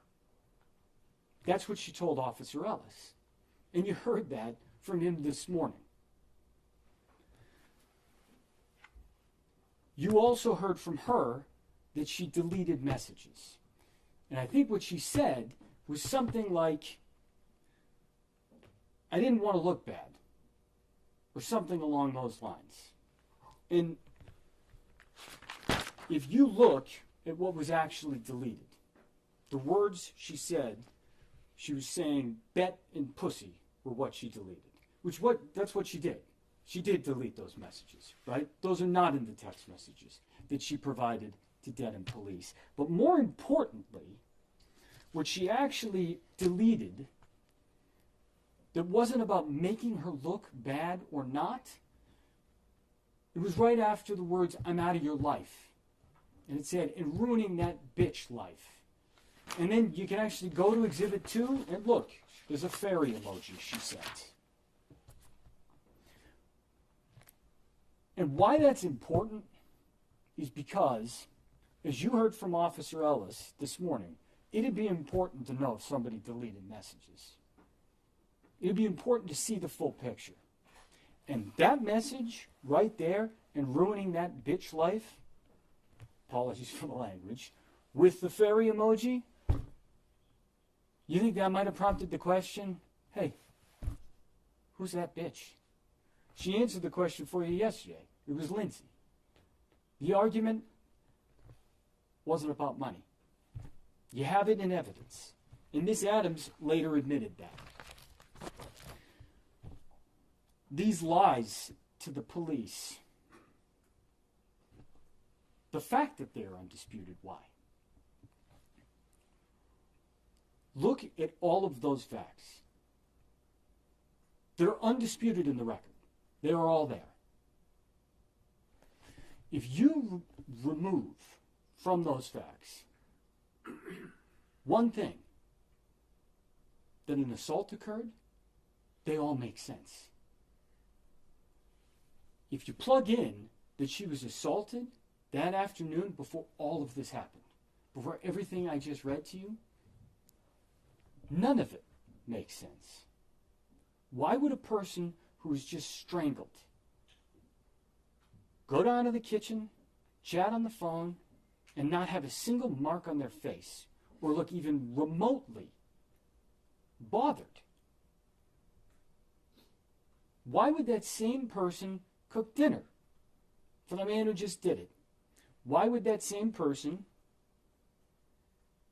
knock on his bedroom door and deliver 2 birthday presents? Why would she act the way she did for the next week?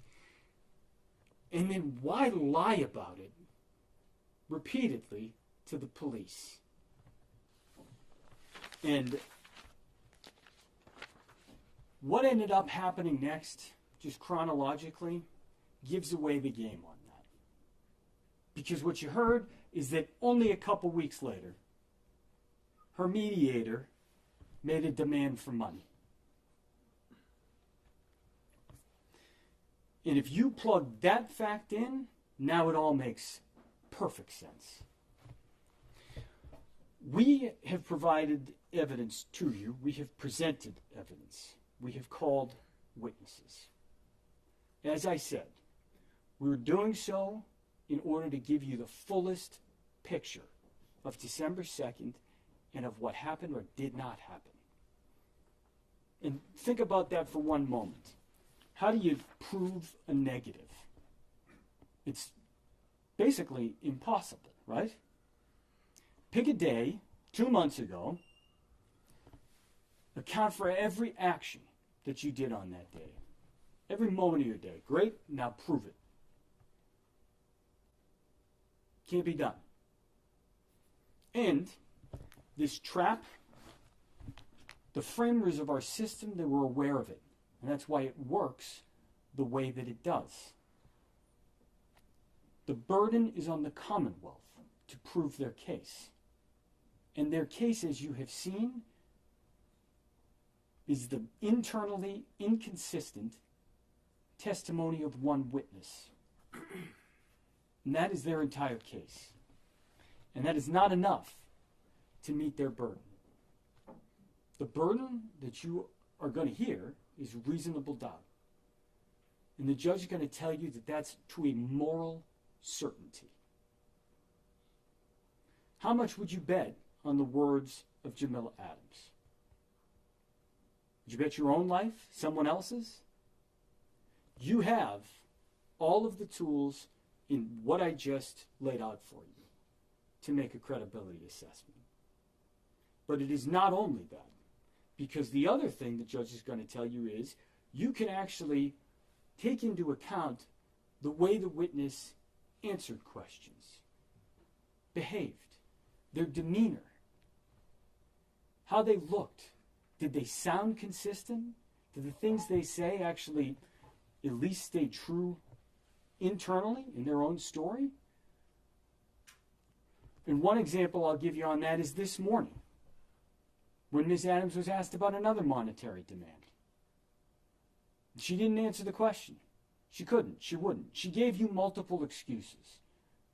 She tried to say attorney-client privilege, and when there was no response to that, she said, I can't answer that correctly.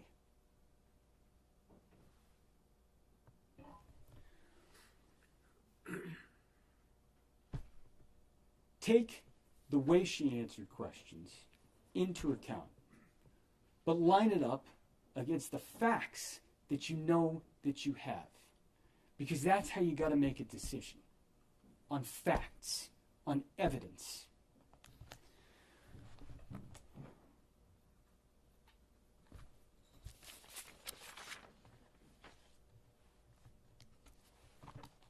In terms of the evidence that the Commonwealth has actually presented to you,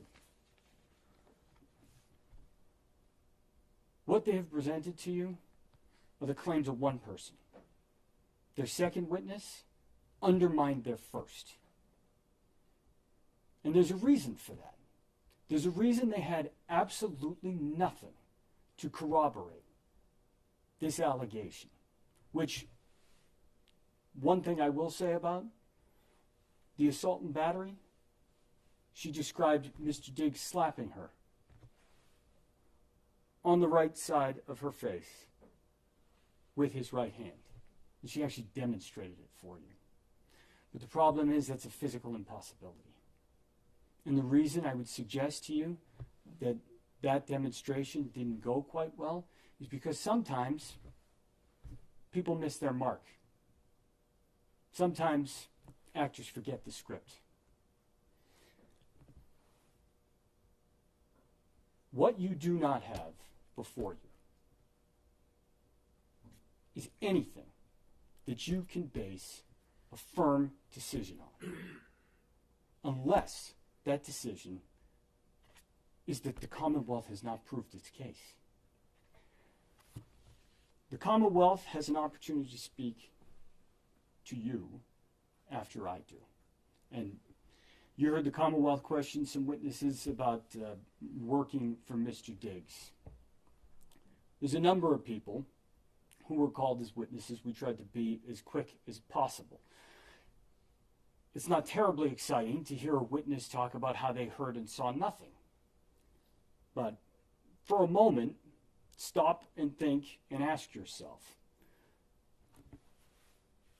if you were accused of having something happen at your house on some random day 3 weeks ago, who would be there with you?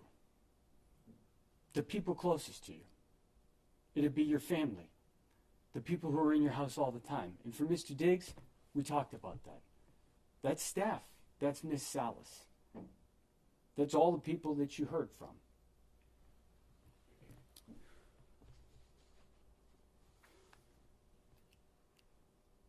One thing that I want to talk about is a reason for bias. Because when Mr. Virtue asked, I think the first witness she was Miss Salas. Mr. Diggs paid her salary, isn't that right? The one witness who has the most significant financial interest in this is Jamila Adams.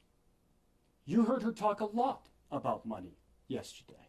And that was the Commonwealth's only witness to even touch on what they claim this assault was. That's their evidence. They cannot, and they have not, proved this case because no assault occurred on December 2nd, or as I said, any other day. And it's your obligation to hold them to that burden and to decide the case on the evidence that you have in front of you. And that evidence provides one answer alone. And I would suggest to you that is that Miss Adams made this accusation as a means of trying to leverage and humiliate and to punish Stefon Diggs. And you heard that he has been living with this case and these accusations since December of 2025. And it is time to end. The evidence that you have heard that has been put before you is not enough for the Commonwealth to sustain their burden. It is your obligation to return a true and a just verdict. And the evidence that you have heard requires that you go back into that room and that you lift this burden off Mr. Diggs' shoulders and that you tell him and the world that Stefon Diggs is not guilty of this incident that never occurred. Thank you.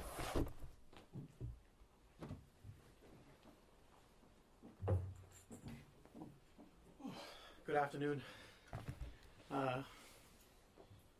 Feels like it's been a little while since last time I talked to you guys directly. So, was Miss Adams a perfect witness? No. She was argumentative, avoided, difficult. But does that mean you should throw away everything she says? She said? No. I think it'd be easy for you guys to do that, but that's not your job. You guys are the jury. It's your job, your sacred duty, to comb over every bit of evidence you heard, to consider it, to give it the attention it deserves. The attention, the scrutiny, the weight it deserves. You don't have to like Miss Adams. You don't have to like the way she testified today and yesterday, but you do have to give her and her testimony the attention it deserves. You heard from her about what happened in that room on December 2nd. She said he entered the room, slapped her, put her in a headlock, said some things to her. I suggest if you remember how she was testifying, I think the way she was testifying to that lends some to her credibility. She was taking her time. She was looking. She was trying to remember things. As the defense counsel predicted, one of the things I'm going to say is that Miss Adams was the only witness you heard from about what happened in that room. You have defense's witnesses who said what happened afterwards, but if you remember Miss Adams' testimony, she said that was after she had an opportunity to kind of put herself together. She said she cried, she changed her clothing, she kind of started packing. The question you may be having is, why would she act that way? Why was she going out and smiling? Well, I'd suggest to you that all the people she was around are people that have known Mr. Diggs much longer than they've known her. I'd suggest you even consider the relationship she had with Mr. Diggs. He was sometimes lover, a boss, landlord. He was a athlete, a celebrity, financially powerful, surrounded by people that were all on his payroll that liked him. That when you put that all in consideration, her behavior does make sense in that it was her way of continuing on past that. And she told you that they had a complicated relationship. She said they argued all the time. So that might also make sense as to why she texted them afterwards saying, hey, trying to make amends or trying to figure things out, why she gave the birthday present afterwards. In this case, you heard 4 kind of things, right? You heard things that weren't evidence. The openings, these closings, questions, things that were stricken, those are things that aren't evidence. They can kind of give you some context, but those aren't the evidence in and of themselves. You heard the actual evidence. That was the testimony from the witnesses, the videos, photos, and you'll be able to see also all those text messages. The third thing you're going to hear, so things that aren't evidence, things that are evidence, and the law. The judge gave you some preliminary law at the start of the case. She's going to now, once the closings are done, instruct you on the full law. I ask that you give her the same attention that you've given to all the evidence, and you've given the same attention to both attorneys during their closing. You give the judge that attention when she reads the law. And there's a fourth thing that you're going to need to pay attention and listen to and consider, and that's each other. When you guys are done here, once I finish, once the judge reads the law to you guys, it'll be your job to go into that room and deliberate on this case. When you go in that room, it's up to you guys how you want to run it. There's no manual, there's no guide, there's no schedule of how you guys are going to come to your decision and reach your verdict. And no one is going to make sure you're doing it one way. What I would suggest you guys do, and you guys can do whatever you want, this is just my suggestion to you. What I suggest you guys do is you don't go in there and just say, all right, let's take a poll right off the bat. I suggest you guys take the time, go over all the evidence, go over each witness, talk about each witness, try and do it both ways, back and forth, for every witness, not just the Commonwealth's defense as well. Go over every bit of evidence. Really take the time that this case deserves. And also listen to each other. I'd suggest as much as you can, make sure if there's someone that's that's not saying anything, make sure you get to hear from them as well. As I said at the start of this case, that every bit of evidence is important, and that's true. I'd hope that if you guys fairly treat every bit of evidence the attention it deserves, give the analysis, the scrutiny for all the witnesses, all the evidence, and talk amongst yourselves, that you guys will come to the correct verdict. And I would suggest that that verdict is the verdict of guilty on all counts. Thank you very much. Very briefly. Sure.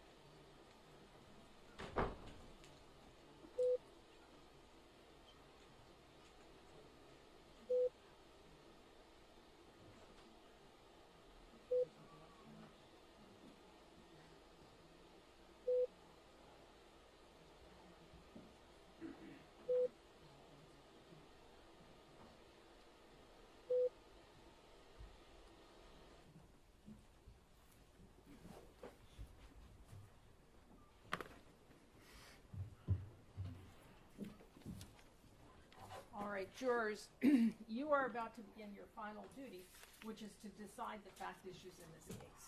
Before you do that, I will instruct you on the law. It was obvious to me throughout this trial that you faithfully discharged your duty to listen carefully to all the evidence and observe each of the witnesses. I now ask you to give me that same close attention as I instruct you on the law. My function as the judge in this case has been to see that this trial was conducted fairly, orderly, and efficiently. It was also my responsibility to rule on what you may consider as evidence and to instruct you on the law which applies in this case. It is your duty as jurors to accept the law as I stated to you. You should consider all my instructions as a whole. You may not ignore any instruction or give special attention to any one instruction. You must follow the law as I give it to you, whether you agree with it or not. It was the duty of the attorneys in this case to object when the other side offered evidence which that lawyer believed was not admissible under our rules of evidence. They also had an obligation to ask to speak to me, with me at the judge's bench at sidebar, about questions of law which the law requires me to rule on out of your hearing. The purpose of such objections and rulings is not to keep relevant information from you, just the opposite. It's to make sure that what you hear is relevant to this case and that the evidence is presented in a way that gives you a fair opportunity to evaluate its worth. You should not draw any inference, favorable or unfavorable, to any attorney for objecting to proposed evidence or asking me to make such rulings. That is the function and the responsibility of the attorneys here. Now, your function as the jury is to determine the facts of this case. You alone determine what evidence you believe, how important any evidence is that you do believe, and what conclusions to draw from that evidence. In making these determinations, you are to use your common sense, life experience, and good judgment. You are to decide what the facts are solely from the evidence admitted in this case. In evaluating the evidence and determining the facts, keep in mind that we all tend to perceive information and form opinions based on our own personal experience and background. This tendency may cause us to hold bias, of which we may or may not be conscious. And as I previously instructed you, you must not allow bias, whether held consciously or subconsciously, to interfere with your ability to fairly evaluate the evidence, apply the law as I instruct you, or render a fair and impartial verdict based on the evidence before you. The evidence consists of the testimony of witnesses as you recall it. Any documents or other things that were received into evidence as exhibits may also be considered. Of course, the quality or strength of the proof is not determined by the sheer volume of evidence or the number of witnesses. It's the weight of the evidence that is important. Some things that occurred during a trial are not evidence, and you may not consider them as evidence in deciding the facts of the case. The complaint itself is not evidence. A question put to a witness is never evidence. Only the answers are evidence. Also, you may not consider any answer that I struck from the record and told you to disregard. Do not consider such answers. Anything that you may have seen or heard when the court was not in session is not evidence. The opening statements and the closing arguments of the lawyers are not evidence. They are only intended to assist you in understanding the evidence and the contentions of the parties. If your memory of the testimony differs from the attorney's, you are to follow your own recollection. You should not consider anything I have said or done during the trial as any indication of my opinion as to what your verdicts should be. In evaluating a witness's testimony, you have to decide what testimony to believe and how much weight to give that testimony. You should give the testimony of a witness whatever degree of belief and importance that you judge it is fairly entitled to receive. You are the sole judges of the credibility of a witness. You may believe everything a witness says, part of it, or none of it. If there are any conflicts, discrepancies, or inconsistencies in the testimony, you should examine them carefully. You may consider whether a witness was candid or guarded, responsive or evasive, and whether the testimony is reasonable or unreasonable, probable or improbable. You may take into account how good an opportunity a witness had to observe the facts about which the witness testifies and whether the testimony seems accurate. You may also consider evidence, if any, about a witness's motive for testifying, whether a witness displays any bias in testifying, and whether or not a witness has any interest in the outcome of the case. In deciding whether to believe a witness and how much importance to give a witness's testimony, you must look at all the evidence, drawing on your own common sense, life experience, and good judgment. Consider the evidence as a whole. Do not make up your mind about what the verdict should be until after you have gone to the jury room to decide the case and you and your fellow jurors have discussed the evidence. Keep an open mind until then. Once you have determined the facts, apply the law as I explain it to you to the facts in order to decide the verdicts.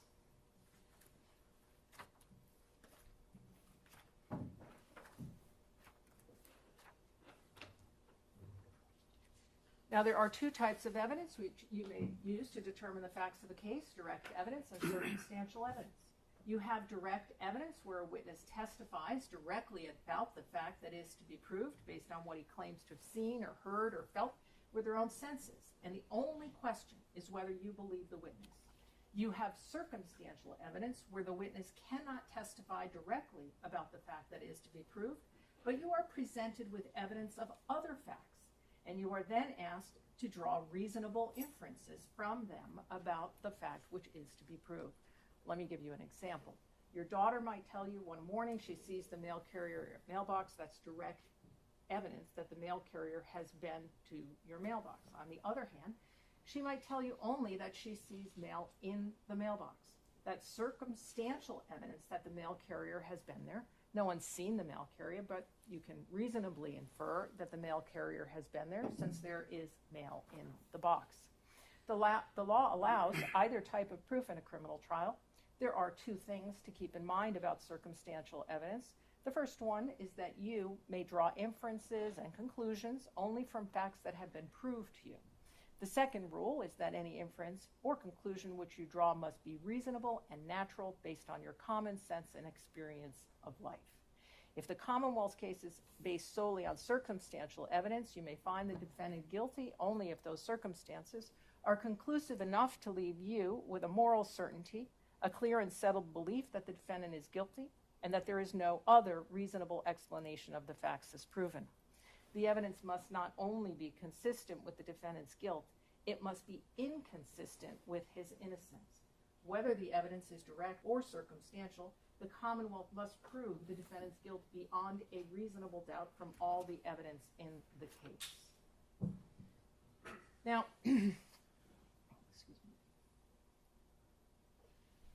when you consider whether to believe a witness or how much weight to give their testimony, you may consider whether that witness said or wrote something earlier that differs in any significant way from their present testimony in the courtroom.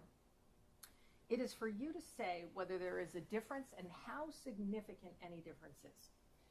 Please note that you may not use the witness's earlier statement as proof that something said in it is true. So, for example, if a witness testified here that she found a donut but had earlier written that they'd found a bagel, that earlier statement would not prove they found a bagel, but it might raise doubt as to whether they were accurate or truthful when they testified that they had found a donut. So the earlier statement is brought to your attention for the sole purpose of discrediting or casting doubt on the accuracy of the witness's present testimony here at the trial. It's for you to decide whether it does so.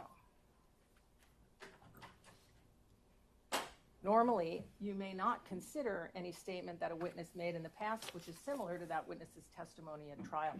The rule rests in part on our common experience that saying something repeatedly doesn't necessarily make it any more or less true. But we make an exception to that rule where there has been a suggestion that a witness may have recently contrived their testimony.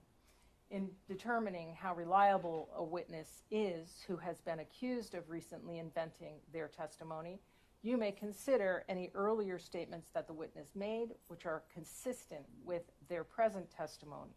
It's for you to say how important the consistency is depending on depending on when any earlier statement was made and any other circumstances that you consider significant. The earlier statement is not itself evidence of any fact that is mentioned in it.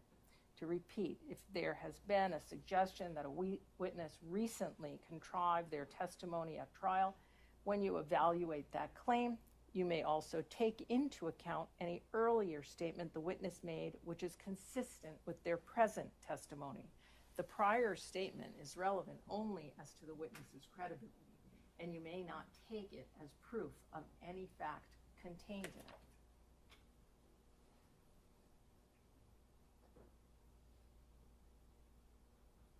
At this trial, you may have noticed that the defendant did not testify. The defendant has an absolute right not to testify, since the entire burden of proof, in this case, is on the Commonwealth to prove that the defendant is guilty. It is not up to the defendant to prove that he is innocent. The fact that the defendant did not testify has nothing to do with the question of whether he is guilty or not guilty. You are not to draw any adverse inference against the defendant because he did not testify. You are not to consider it in any way or even discuss it in your deliberations. You must determine whether the Commonwealth has proved its case against the defendant based solely on the testimony of the witnesses and the exhibits.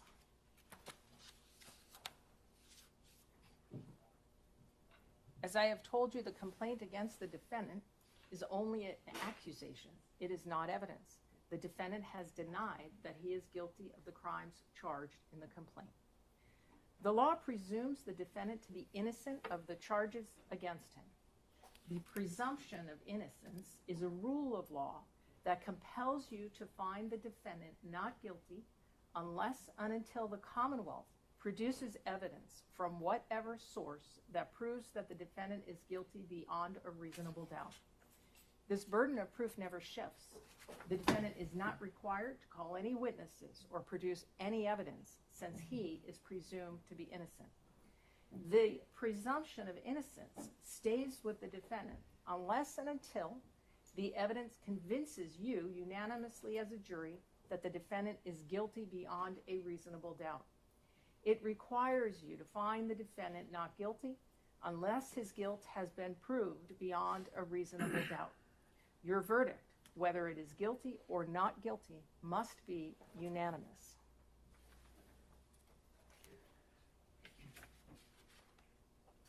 Now, as I've said, the burden is on the Commonwealth to prove beyond a reasonable doubt that the defendant is guilty of the charges made against him.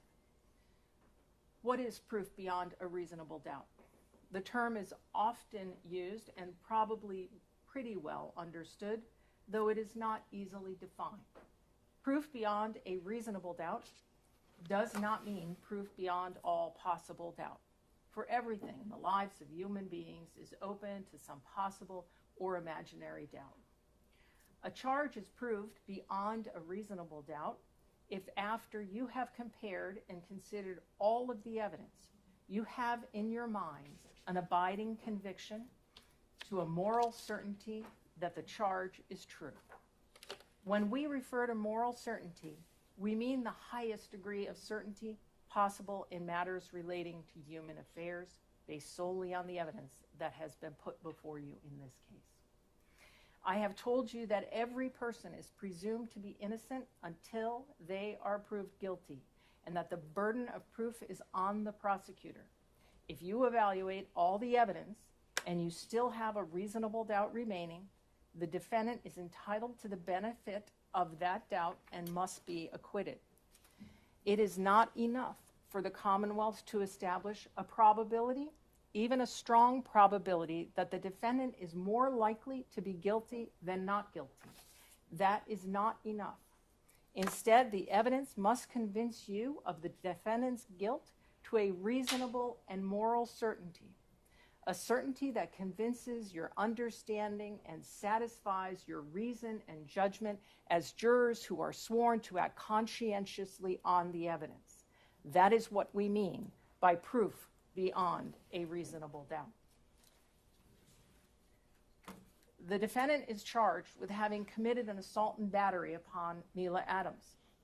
In order to prove the defendant guilty of committing an intentional assault and battery, the Commonwealth must prove three things beyond a reasonable doubt. First, that the defendant touched the person of Mila Adams. Second, that the defendant intended to touch Mila Adams. And third, that the touching was either likely to cause bodily harm to Mila Adams or was offensive. To prove the first element, the Commonwealth must prove the defendant touched Mila Adams. A touching is any physical contact, however slight. A touching may be direct, as when a person strikes another, or it may be indirect, as when a person sets in motion some force or instrumentality that strikes another.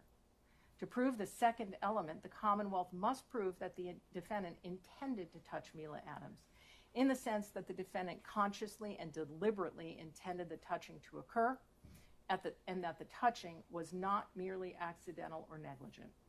The Commonwealth is not required to prove that the defendant specifically intended to cause injury to Mila Adams. To prove the third element, the Commonwealth must prove that the touching was either likely to cause bodily harm to Mila Adams or was offensive. a touching is offensive when it is without consent. If the Commonwealth has proven all three elements beyond a reasonable doubt, you should return a verdict of guilty. If the Commonwealth has failed to prove one or more of the elements beyond a reasonable doubt, you must find the defendant not guilty. The defendant is charged with strangulation. To prove the defendant guilty of this offense, the Commonwealth must prove three things beyond a reasonable doubt. First, that the defendant intentionally applied pressure on the throat or neck of Mila Adams. Second, that the pressure was substantial. And third, that the pressure interfered with the normal breathing or circulation of blood of Mila Adams. To prove the first element, the Commonwealth must prove beyond a reasonable doubt that the defendant intentionally applied pressure on the throat or neck of Mila Adams. The Commonwealth must prove that the defendant consciously and deliberately intended the touching to occur and that it was not merely accidental or negligent. You may examine any evidence regarding the defendant's actions or words and all the surrounding circumstances to determine whether the defendant intended to apply pressure to the throat or neck of Mila Adams. To prove the second element, the Commonwealth must prove beyond a reasonable doubt that the pressure was substantial. You may consider evidence, if any, about how, where, when, and for what duration the pressure was applied, as well as any evidence of its effect or impact on Mila Adams. To prove the third element, the Commonwealth must prove beyond a reasonable doubt that the pressure that was applied interfered with the normal breathing or circulation of blood of Mila Adams.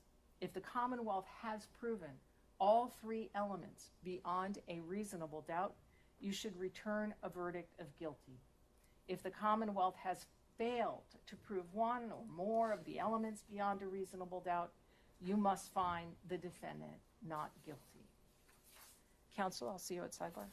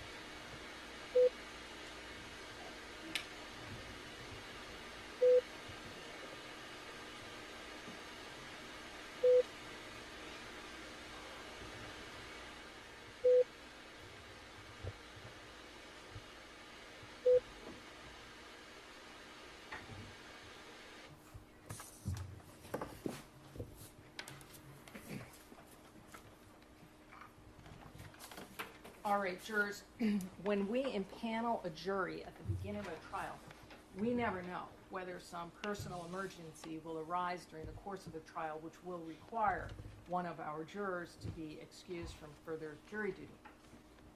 So in order to avoid having to start the trial over again, should that occur, we impanel 7 jurors, even though the case will only be decided by 6 of them. So the time has now come to reduce your number to that 6, and I am going to ask Mr. Clerk to draw one of your cards at random, and that juror will be designated as our alternate juror and will not take part in the deliberations unless necessary to provide a substitute for one of the other jurors. So if fate makes you the alternate juror, please don't take it personally. Your service up until this point, your willingness to serve is appreciated by all of the parties, and we will make sure that you are kept as comfortable as possible in an area isolated from the deliberating jurors. Mr. Clerk. That would be juror number 1 and seat number 1. All right. Stay right there. You will serve as our alternate, but as I say, we'll make sure you're kept comfortably in a different location. If you would be good enough, Mr. Clerk, to draw another card at random, this particular juror will be the foreperson of this juror. That is juror number 25 in seat 4. All right. So you will be the foreperson of our jury. All right? What that means, oh, Mr. Clerk, thank you, is you gave it to me right here. The juror has who is designated as the foreperson has the responsibility of recording the jury's verdict on the verdict slip. Once that has been recorded, you sign it, date it, and inform the court officer that the jury has reached a verdict, and you will be brought back into court. Now, if during your deliberations the jury has any question, the foreperson should write out the question on a piece of paper, sign it, date it, fold it up, let the court officer know. They will bring the question to me, and we'll proceed accordingly at that time. Now, you're not to make any use of cell phones or any other kind of personal wireless device during your deliberations. Incoming, outgoing calls, or any other kind of electronic communications can disrupt the deliberative process or even allow for the receipt of improper extraneous information. So you're not to conduct any outside research or investigation by means of the internet or otherwise about the law or facts of this case. If during your deliberations there is a request to view any of the evidence that is not physically with you, for instance, there are flash drives that contain certain of the videos that were displayed here in the courtroom. If the jury should like to see any of that, if that is just requested in any note form, we will bring you back in here and make sure that that is displayed for you as many times as you might like. All right, so just let the court know by mentioning that in a note. At this point, I am going to ask Mr. Clerk to swear the court officers in, and they will escort you to your deliberations. Do you swear that you will keep this jury in some convenient place until they are agreed, that you will not suffer any person to speak to them, nor will you speak to them yourself, except by order of the court or to ask if they are agreed, and that you will not permit them to depart until they have agreed upon a verdict, except by order of the court, so help you God? I do. There's the verdict slip. And can I have that sheet of paper? Thank you.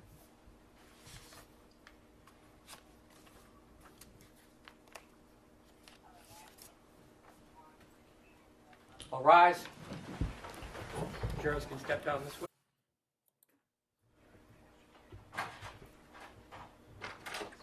Court, all rise. Honorable court is back in session. You may be seated. On the record, Your Honor. All right, the jurors have a question. Basically, they are asking, what are the 3 criteria for assault and battery and the 3 for strangulation? So, Mr. Clerk, if you've marked this for identification, my intention would be just to re-instruct them on the 2 offenses. No objection for the Commonwealth? All right. No objection, Your Honor. A for identification. All right, we're ready for the jurors? Yes, Your Honor. Mr. Clerk, can I have the tissues somehow? Can't leave me out here. Ready when you are.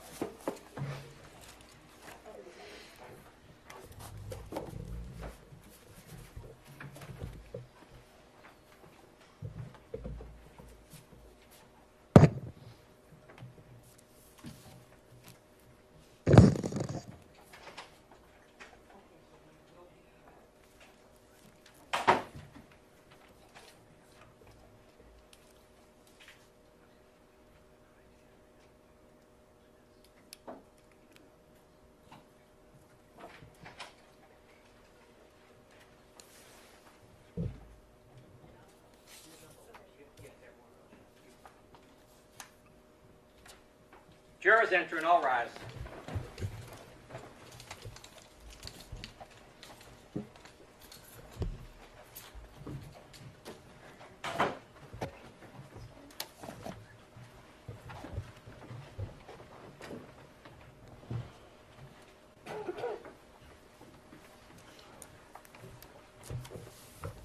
May be seated.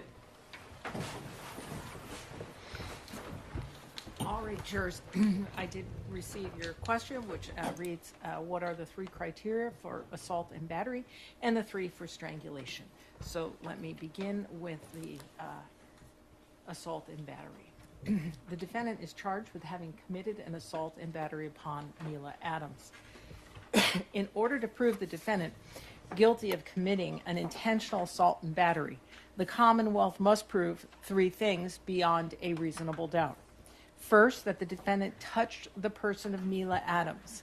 Second, that the defendant intended to touch Mila Adams. And third, that the touching was either likely to cause bodily harm to Mila Adams or was offensive. To prove the first element, the Commonwealth must prove the defendant touched Mila Adams. A touching is any physical contact, however slight. A touching may be direct, as when a person strikes another, or it may be indirect, as when a person sets in motion some force or instrumentality that strikes another.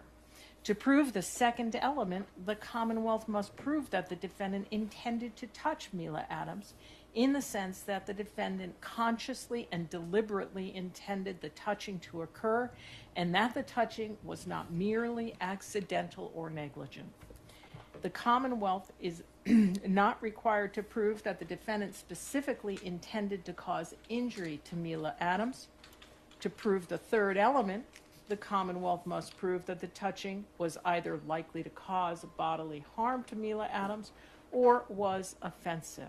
A touching is offensive when it is without consent.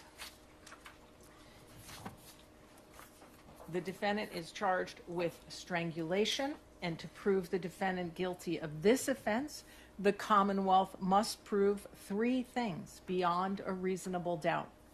First, that the defendant intentionally applied pressure on the throat or neck of Mila Adams. Second, that the pressure was substantial. And third, that the pressure interfered with the normal breathing or circulation of blood of Mila Adams. To prove the first element, the Commonwealth must prove beyond a reasonable doubt that the defendant intentionally applied pressure on the throat or neck of Mila Adams. The Commonwealth must prove that the defendant consciously and deliberately intended the touching to occur, and that it was not merely accidental or negligent. You may examine any evidence regarding the defendant's actions or words and all the surrounding circumstances to determine whether the defendant intended to apply pressure to the throat or neck of Mila Adams.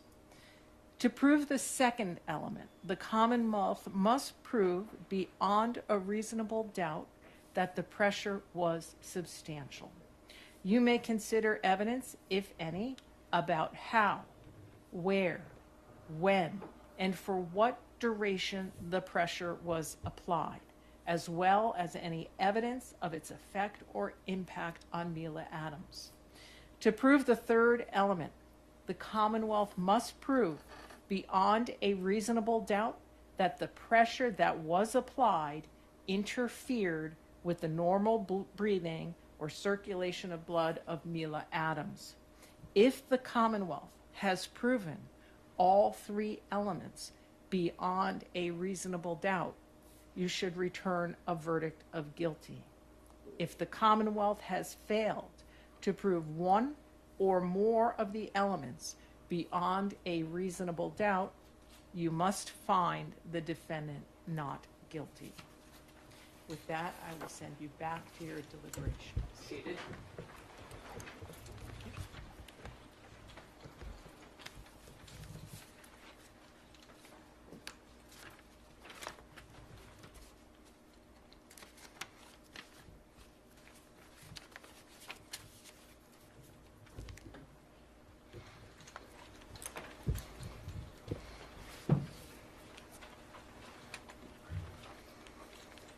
Madam Forelady, has your jury agreed upon a verdict? Yes. On count 1, strangulation or suffocation, what is your verdict? Guilty or not guilty? Not guilty. On count 2, the charge of assault and battery, what is your verdict? Guilty or not guilty? Not guilty. Madam Forelady, members of the jury, hearken to your verdict as the court has recorded it. Upon your oath, you say that the defendant is not guilty of the count of strangulation or suffocation and not guilty of the count of assault and battery. So say you, Madam Forelady? Yes. So say all members of the jury? Yes. All right, thank you. Jurors, please be seated for a moment. Everyone will be seated. Jurors, I told you during this trial and in my instructions that the verdict was your responsibility and your responsibility alone. Jurors, I want to thank each of you for your careful attention and your service throughout this trial. This case has involved a heightened level of public attention. Despite that, you have remained focused on the evidence presented in this courtroom and the law as I instructed you. That is exactly what is required, and it is essential to the fair administration of justice. I recognize that serving as a juror in any case can be demanding, and in a case such as this, it may have required additional patience and sacrifice. The court is grateful for the seriousness and integrity with which you have carried out your responsibilities. Now that your service is complete, you are free to discuss the case with others if you choose, but you are not required to do so. You should not feel any obligation to speak with anyone, including members of the media. If you are approached, you may simply decline. Whether or not to speak is entirely your decision. All I can say is that on behalf of the court and the parties, thank you again for your public service, and you are now excused with the thanks of the court. All rise, jurors, can step down.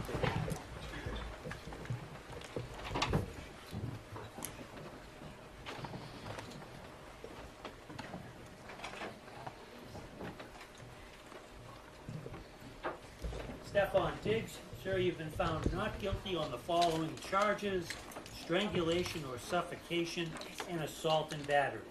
Such charges will automatically be sealed by the Office of the Commissioner of Probation and the Clerk's Office, unless you notify the Commissioner of Probation in writing within 10 days that you do not want the charges sealed, using the request not to seal court records under General Laws, Chapter 276, Section 100C form, which is available on mass.gov. The request not to seal form must be sent to the Office of the Commissioner of Probation by mail or email to the addresses provided on the form. If you want copies of any documents associated with these charges, you must request them immediately before the charges are sealed. Once the charges are sealed, you will not have access to related documents unless you file a motion with the court asking to unseal it. Sir, you've been found not guilty. You're free to go, sir. Thank you, Your Honor. Court, all rise. Just all media, you can step outside now. Media, please.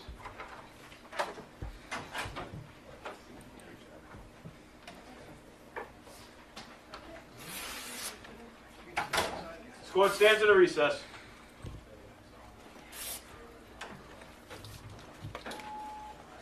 You folks can set up outside now, okay? Thank Set you, up appreciate outside it. for me. Thank you.